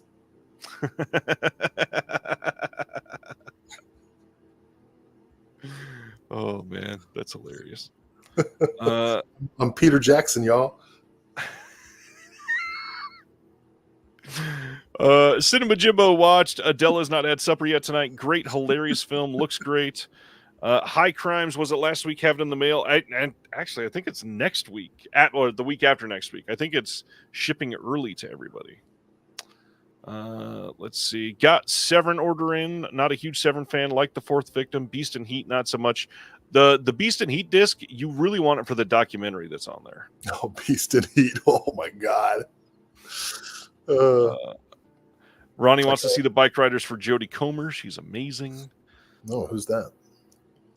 She's the female lead in Bike Riders that was also in. I picked up on that. Well, I was expanding. She was also in. Okay. The Last Duel. That was the big one. Yeah. Well, I don't think I've seen any of her movies, but she looks familiar. Yeah. I don't think I have either. She was in a movie called The End We Start From, so that'll fit in well with many of the jokes that we've been making tonight. Yeah, that is it for announcements. And now we get to go over all of our recollections from the last 6 weeks or so. First, since the interview was recent, why don't we hear some stories from the Victoria Price strip? I told that one already. She was very nice. Was that it? Anything else? I mean, we didn't go out drinking or anything. I mean, I don't know. I wasn't there. No, it was a real nice little road trip I got to take with Rock Chudson, and we went to just outside of Asheville here in North Carolina, where Victoria Price was staying. She's got a tiny home, and she kind of just travels around, going to conventions and giving talks. And you know, she's written a memoir and done some work on like wellness and finding joy. And I know when I say it, it sounds cheesy, but it's actually kind of cool, like the work she does. And she told some fantastic stories, you know, about Vincent Price, about their family. If you don't know much about Vincent Price's background, pretty amazing story, right? His grandfather invented baking powder, so they're set, right? And then his dad ran the National Candy Company, So they're set again. But, and you know how I hate rich people, but this guy, Vincent Price, is okay because he uses his wealth to help people, right? He goes and becomes an actor. He gets interested in art. He works really hard to increase like art education and works with Sears. Was it Sears? I think to develop a line of artwork that was affordable for middle class people, so you could enjoy prints of great art. Is one of the reasons so many people have like Lady of the Lake in their house. Yeah. The interview was for, and I was so happy for John Rock Hudson doing the interview because he's been working towards doing these kinds of features, and I thought he did a great job, and he got some really cool stories. So the interviews it's a long interview split in two. One half goes with BFI's release of The Oblong Box, which is the first film that Vincent Price and Christopher Lee were in together. Although they only actually, it's kind of like Heat. They've got like one scene where they're in the same room, and but I won't spoil it. And then the other, and I'm really excited about this, Cooking Price-Wise, Vincent Price's cooking show. Both of those are being released. Many of you have probably seen the pre-orders up on like Orbit and Diabolic and whatnot. And yeah, so she was a delight. She came, Chudson, I guess I'm just going to call him Chudson. Got this Airbnb, and BFI was taking care of the trip, and we set up. Got there the night before. We watched Oblong Box. Went to bed. Got up. She came to the Airbnb. Set up. She was, I think, supposed to give us like 90 minutes, but she stayed for almost 2 hours, and then after that, while we're packing up, stayed and talked a little bit longer. I mean, it was thrilling, and she's so nice. Like she's proof positive that a person of privilege can be a good person who uses it to help people. And so I've got nothing but respect for Victoria Price. Hope to meet her again someday. It's good to hear. Yeah. Very good to hear. All right, moving on to LA. So Will and I both went to LA. There will be more in-depth versions of these stories coming out on the Patreon over the next week through vlog video and stuff. You tell them. Yeah. Your version. It'll be my version, yeah. So Will arrived on a Saturday, I believe, and that very first day, you were introduced to a friend that's in the chat right now, Alex. Got to go to CD Trader, and then we all went to dinner with Mr. Stan Geezy and Jeremy Long and Julius. And Will's sister showed up. Hey, yeah. Out of all the people that you named, guess who's going to Wales to see Oasis? My sister. Super nice to meet everybody on that first night. We didn't do much work on that first day, but then started getting kind of busy after that, of course. Very next day, we went to a Korean barbecue lunch with another one that's been in the chat tonight, New World Pictures podcast. Ryan Gowland was there with us. Just the Disc, Brian Sauer went to lunch with us. Incredible lunch, super tasty food, was a great time. Then we went to Alex's place, and all of us got together on the couch to watch a movie that I feel like I want to tell this part. You're going to tell this part. He wanted to watch a movie with us called Hera Purple, and please go ahead and explain this whole part of the story. This fucking guy. I'll tell you what. First of all, I want to say at least one of the highlights of the trip was meeting Alex. Real nice fella. Really enjoyed getting to know him. Super personable, super generous. Yeah. Like the opposite of Jeremy Long in every way. Good driver. No, I got to say, I love Jeremy Long. We'll get to him in a minute. So Alex takes this group back to his place, and he's like, "Hey, it's like mid afternoon, and we had just eaten like 2 pounds of barbecue each, and right, it was right after the barbecue. Yep. Yeah. And so we sit down on this couch, and I know I've made the joke about how we've been sitting on JD Vance's like dream couch, but this really was like, I was kind of getting interested in it myself. It was such a comfortable couch. Like, you get in and you cannot get out. Yep. And so we're all like sitting there, like drunk with beef sweat. And Alex pulls up like this just blank white sleeve with a disc, and he's like, "You guys want to watch a movie?" And I'm thinking, "Holy shit! We're gonna watch someone get murdered on screen. This is what a snuff film looks like." And so he puts in this movie, Hair of Purple, which is a Korean film, and we'll tell the backstory afterwards. And it is a sort of ghost story, horror drama, rape revenge movie, right? Literally all of that in one.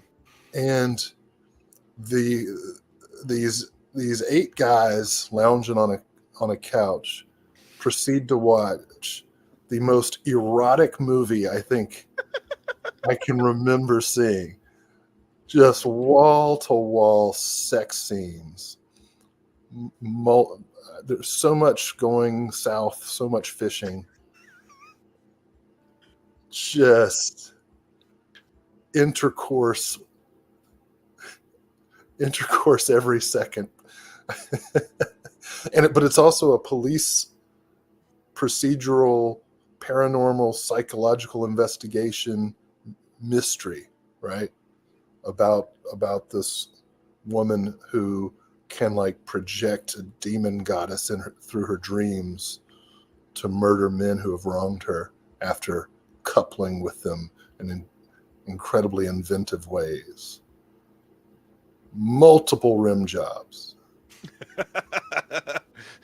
There was like 10 or 12 sex scenes in this movie. And you know what? It was great. It is a really good movie, y'all. Hair of Purple. I think it got like 6 or 7 Letterboxd reviews the very next day.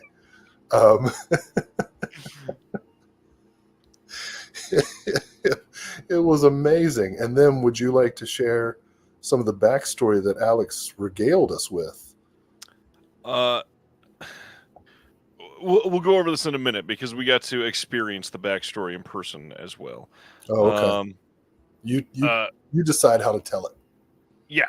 So following this, we went home for the night, and the next day, we got to meet, which was Thanks basically like this is all Alex curation.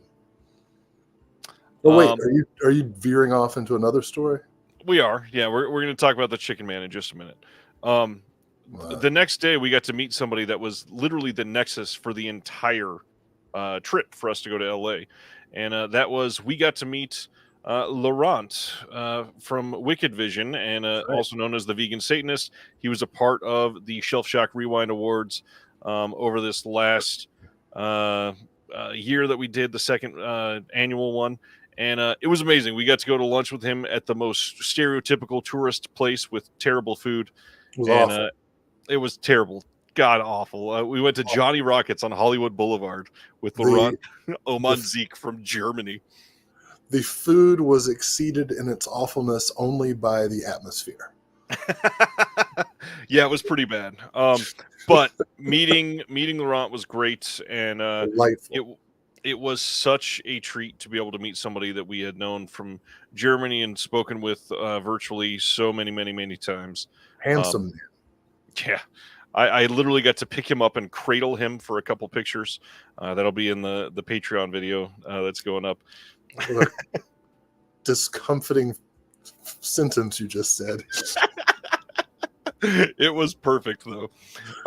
So that was a good time. We went we went to that lunch, and then we both kind of went our separate ways for the rest of that day until I we just gave went him a hug for the record. Just a regular hug. until we got together again with Alex for chicken. And this is where we get back to Hair of Purple, because Alex had regaled a story about this Hair of Purple by telling us that he went to a restaurant in Koreatown. I believe it was called Goltong or something Yep. like that. And he said that the person that works here, again, person that works here, it's one person working at a restaurant in Koreatown, serves amazing chicken covered with fresh fruit. And also, he directed films in Korea. Different sauces. Different sauces as well. So we go down there. Alex takes me and Will, and we sit down at this table, and we adorn plastic gloves and are served a heaping tray of fried chicken covered in different sauces and fresh fruits. And we finally get to speak to this man that just made us this chicken after seating us, and tell him that we watched his movie this last weekend and it was fantastic. We try to ask him some questions and find out if he ever got distribution. He basically can't speak great English, so he gets out that he lost like $10 million in South Korea and moved to the U.S. to be able to serve people chicken. And he ended up giving us, we all got a copy of Hair of Purple on DVD, and then he gave us another film that he directed and said, there's no subtitles, but you'll like it. It's sad. And I have not been able to watch this one yet. Eager to, though. He was a great person, but the chicken was stupendous. It was so good. Everything was fresh. The fruit on there was amazing. Kil Chae-jung is his name. Kil Chae-jung. He directed like 6 or 7 films, and we were kind of talking to him about, distribution and everything, and what had happened. And he basically said that he lost millions of dollars and everybody left him and he was alone and sad. So he came to the United States and started the chicken restaurant. So that's sad, but the chicken's great. And, you can Google it. It's pretty famous. So it got a lot of great stories. And I want to thank Alex. What a random thing though, right? Like we all meet up and he's like, hey, I was at this chicken place a couple months ago, and when I got my tab, he just handed me a DVD. It was Hair of Purple, so we watched it, and then yeah. Oh, and he told some pretty good stories. Like we mentioned that we were impressed with the erotic snow. And there's a scene. There's a scene where a guy is like having sex in the snow, and it's like, some of the scenes it's not snow, but then some of the scenes it's definitely snow, and a guy's like face down naked in the snow, and Jung says, yeah, that was me. Like the shot of the guy's ass in the snow, that's my ass. He said the actor didn't want to do it, so he got down and did it. I think it's hilarious. If you look up Hair of Purple on Letterboxd, all of the reviews mention, I went and got chicken and was handed this movie. Yeah. And it's so funny. The movie's great. If you can see it, you should see it. If you are ever in Southern California, try to make it to Koreatown and get a copy of Hair of Purple and get some great chicken. Even if you don't, the chicken's great, man. It's truly great. Yeah. The next day we spent literally almost doing nothing. We worked next to each other near Craig as he was restoring the upcoming release of Felidae. We got to sit in Def Crocodile headquarters and collaborate on some things and just be near each other. That was a good day. But then near to you. It was. I'm secure in my feelings. I liked being close to you, Will. I'm secure in my feelings. That's not what I've heard. I got a gay shirt on. Yours is only a shirt that you can take off. And I will. Anyways, the next couple days got very busy for us. We know that we had my show coming up. We went to meet up with Connor Holtz, who has written for the Physical Media Advocate. He's got an article in pretty much every issue so far. And He's a great guy. We were able to go meet up with Nathaniel Thompson, really great commentator. He works at a place called the Hollywood. I always get this wrong. I think it's Hollywood Motion Picture Fund, FUND, and it is essentially like, to put it in very simple words, a retirement home for people that don't have the means to take care of themselves and pay for somebody to come take care of them hand and foot every single day. And it was a very interesting place. We got to tour the whole grounds. Nathaniel Thompson was running us through gardens that were transplanted from famous Hollywood stars. Roddy McDowell. Yeah, Roddy McDowell's Rose Garden was there. John Ford's Chapel. John Ford's Chapel, we got to stand inside of it.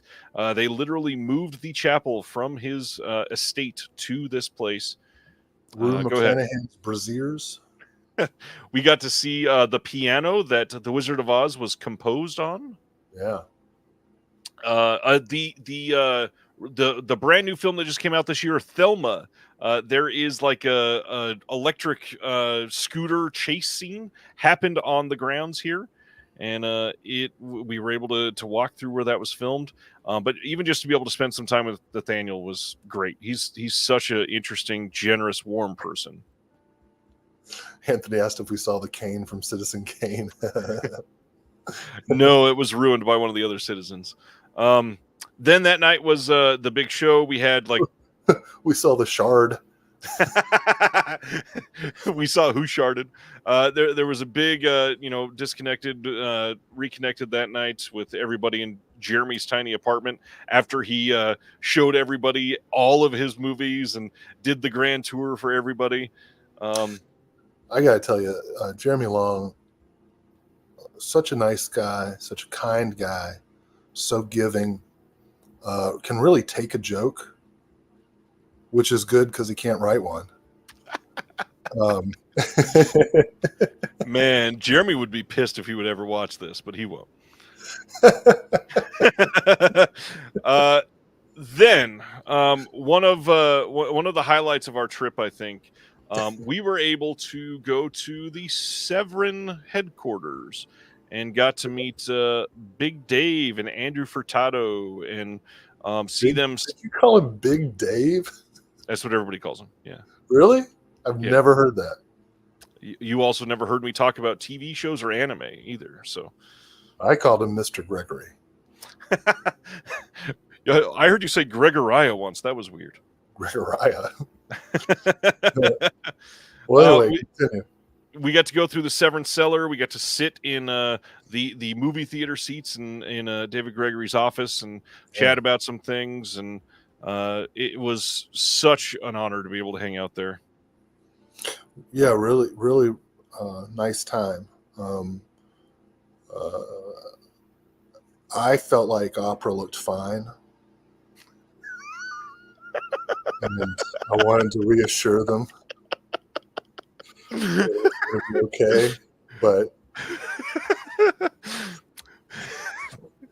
that, by the way, when we met up with them, it was the week before they announced that there was going to be replacement for it and everything. So everybody was a little on edge. Yeah. But we talked about, well, something that we'll tell you more about later. So that's very actually going to be, I think it's going to be kind of neato. I fully agree. And then later on that night, we all got to go to a screening at the Egyptian Theater of Simon Lang. We got to see Goodbye Dragon Inn together, kind of. You had to sit in a separate section. That was Stan and Julius. Yeah. Very, very kindly joined me. Yeah. And it was actually like relevant to the film though. Mm-hmm. Right? That I was alone and searching for connection. Very much so. I love that gets discussed right after we talked about your shirt. Yeah, that was cool. We got to see a Q&A with Simon Lang, which is very rare. It's not like he comes to the U.S. to do things like this very often. So I felt very fortunate to be able to be there that night. Yeah, he was very funny. Yeah. And then that was basically the end. There's a couple other things peppered in there that will be Patreon stuff that we'll talk about. And other than that, it was a very busy time. Got to meet so many people that I've wanted to meet for a very long time. Forgot to mention, met with Howard S. Berger. He drove us to hang out with Nathaniel that day. Very fun guy. Yeah. I was, I was really moved by how kind and generous everybody was. You know, we're just people, trying to make it through this shithole called life. And it's so rare that you meet people that are genuinely kind and curious and generous. And I felt like we met several, Yeah. maybe perhaps most of the kindest people in LA. It was really humbling, honestly, to be,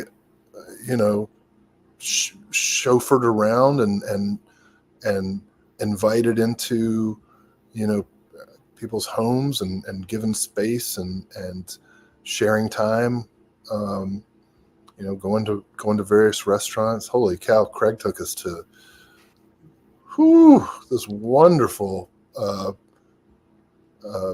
sausage place Sausage place was so lunch. Good Lord. To quote the late great Patrick Swayze, in the context of the most precious thing you can do with another person, we shared time. It's true. And I'm so grateful for it. On that note, I was trying to reconstruct the whole timeline in my mind, and I knew I was going to miss at least one, and I did. Will and I got to sit down in a beautiful little cafe with David Marriott from Canadian International Pictures and Arbalos. And again, like the personal stories that we both had things in common with him and could just be people with.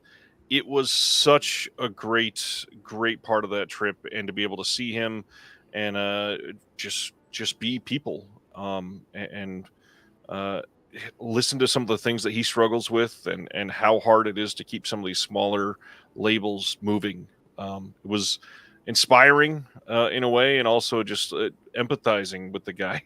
It's like, yeah, it's difficult. Everybody needs to hop on OCN and get a copy of The Hard Part Begins. All right. My favorite Canadian International Pictures release. Yeah, it was a very big trip. There was so much that was happening. Into the 4K. Hello from Italy. What's going on? Glad you're here. Yeah, so much happening that week. There's even more stuff that we couldn't share yet, but just the fact that I was there for 12 days, Will was there for 8, and it feels like every single minute was scheduled. We were exhausted after the trip, and yet we both got home and had to start working on other stuff immediately. It was a crazy time for both of us, for sure. Yeah, we just wrapped up a project that I'm pretty excited about. The Great Land of Small is a very important film, but I tell you, The Hard Part Begins. I love it. And apparently the hard part is moving that particular title for Canadian International Pictures. So I wanted to throw in a plug, maybe move a couple units for them. I still like the fact that you and Jeremy and I were able to see that movie. Well, see most of that movie together in Missouri last year. That was such a rare experience to be able to get that. Well, it's going to get rarer because they gave us that screener in the hopes that we'd promote it on the show, and it clearly backfired. Did not do anything. That was like my first question when we met David. I was like, "Hey, I got to know, how's the Hard Part Begins doing?" Because I love that movie, and we plugged it, and he's like, "Oh, terrible." It's gathering dust in the warehouse. So true. So true. So next time there's a sale or something, and you're looking to fill out your cart, consider The Hard Part Begins. It's quite good. Check Quite it good. out. Gosh, I think that's it that we were going to mention for today. Any questions or anything else anybody wants to know about that we can answer? Send it in the chat real quick before we call it a night. Anything else you want to bring up, Will, before we call it?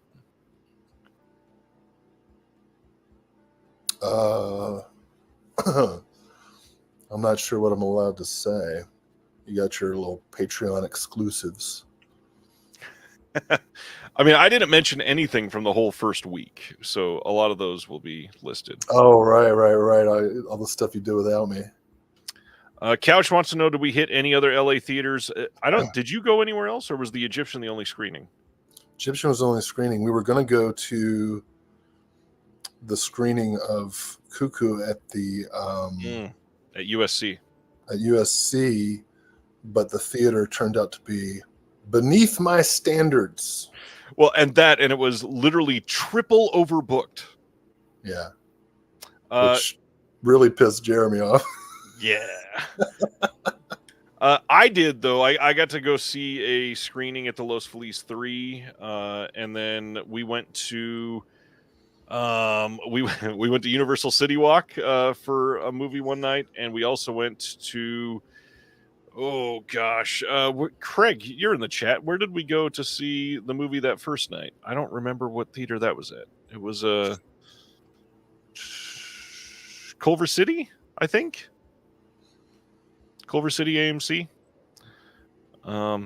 Yeah, nothing crazy. We definitely need to schedule some us time, that's for sure. Yeah. Well, we saw another movie at Alex's place. Oh, true. What was that called? It was a recent Vinegar Syndrome release. It was the Nick Millard Crazy Fat Ethel is the Crazy Fat Ethel. That's the also known as title. I don't that's it. I don't remember the actual name of it. Let me pull it up real quick. Criminally Insane. Criminally Insane. That's the one. Criminally Insane. Thanks, Alex. Yeah. And no, thanks, Terry. Thanks a lot, Alex. I really enjoyed meeting you. I even let him have my real phone number. And you haven't even revoked that privilege yet. Are you excited, or are you going to make a trip to go see Beetlejuice in theaters? I'm not excited about it, but I am going to take the kids. They want to see it for sure. My 9-year-old is begging to go see it, so I think we probably will. It's funny. I'm going crazy with nostalgia over the Never-Ending Story with a $180 fake book. But when nostalgia sequels happen, I'm usually kind of standoffish. And the reason is I don't want my memories to get messed with. Right. I recognize it's its own film and should be evaluated that way, and has nothing to do really with my experience with the original Beetlejuice or Ghostbusters or anything. But I don't know. I'm going to see it, and I hope it's good. It's been getting, the initial reviews you can't trust because they're all planted by the studio. It's like, let's get a 20-minute interview on NPR because there's no news anymore. And like New York Times interviews with Michael Keaton and stuff. And okay, great. We'll see how the movie actually is. I'm not against it. I'm in principle. I just usually don't get into the legacy sequels. The crazy thing is, all the critics that I actually trust, most of them are surprisingly positive about it. You'll have to show me who these mythical critics are. Like people that have been on the channel. I don't trust these motherfuckers. That face. You look like an animated donkey there. And you know what else? You know what else? They don't trust me either. That's very true. Oh, so true. You are Just not look going through over the to babysit comments. their kids. Just look through the comments. Everybody's like, "Oh, you don't like race cars? What the fuck?" The whole chat tonight's been "Let's go, Brandon" at me. Oh, jeez. Another time that we are too political here. But I kid NASCAR fans. I'm stoked that everybody's coming back for the sequel, except I guess Gina Davis and Alec Baldwin aren't. But yeah, Oh, they left that pedophile out too. I guess. Yeah, I wasn't going to mention him, but The reason I called him that is because I forgot his name. Jeffrey something. Alleged. Is it a legend or I don't know if it is a legend. Anyways, I think that's all we got tonight. Thanks for everybody hanging out. Will, thanks for doing a long 3.5 hour show tonight with me. It was fun. Of course, the description says I'm Planet Mondo. It shouldn't. I apologize. I know what it should. description are you looking at? Underneath the picture that I'm looking at. That's funny. That was updated, but I guess not. It didn't save because it wouldn't post to Facebook. That's a long story. Well, at least you got my links. You got my links. I'm good. I see. I was working on it. I'll fix that in post. Everybody go get the hard part begins and then get the $130 Wes Craven book I'm in. And Will wants to buy a shard, so yeah. Next Thursday, as usual, we'll be back for Reconnected, and somebody we talked about tonight will be on the show. Come back for Nathaniel Thompson next Thursday. Oh, how about that? Come hang out. We hope to see everybody then. On that note, link for Patreons in the description below if you're interested in keeping the discussion going and joining a film community that loves discussing these things openly. Very warm, receptive group. You were going to say something else? Disconnected. Didn't do anything. There we go. Thank you for watching The Disconnected. On the way out, make sure that you are subscribed to the channel, that you've liked the video, and that you've copied the link to be able to share it with someone else that may appreciate this.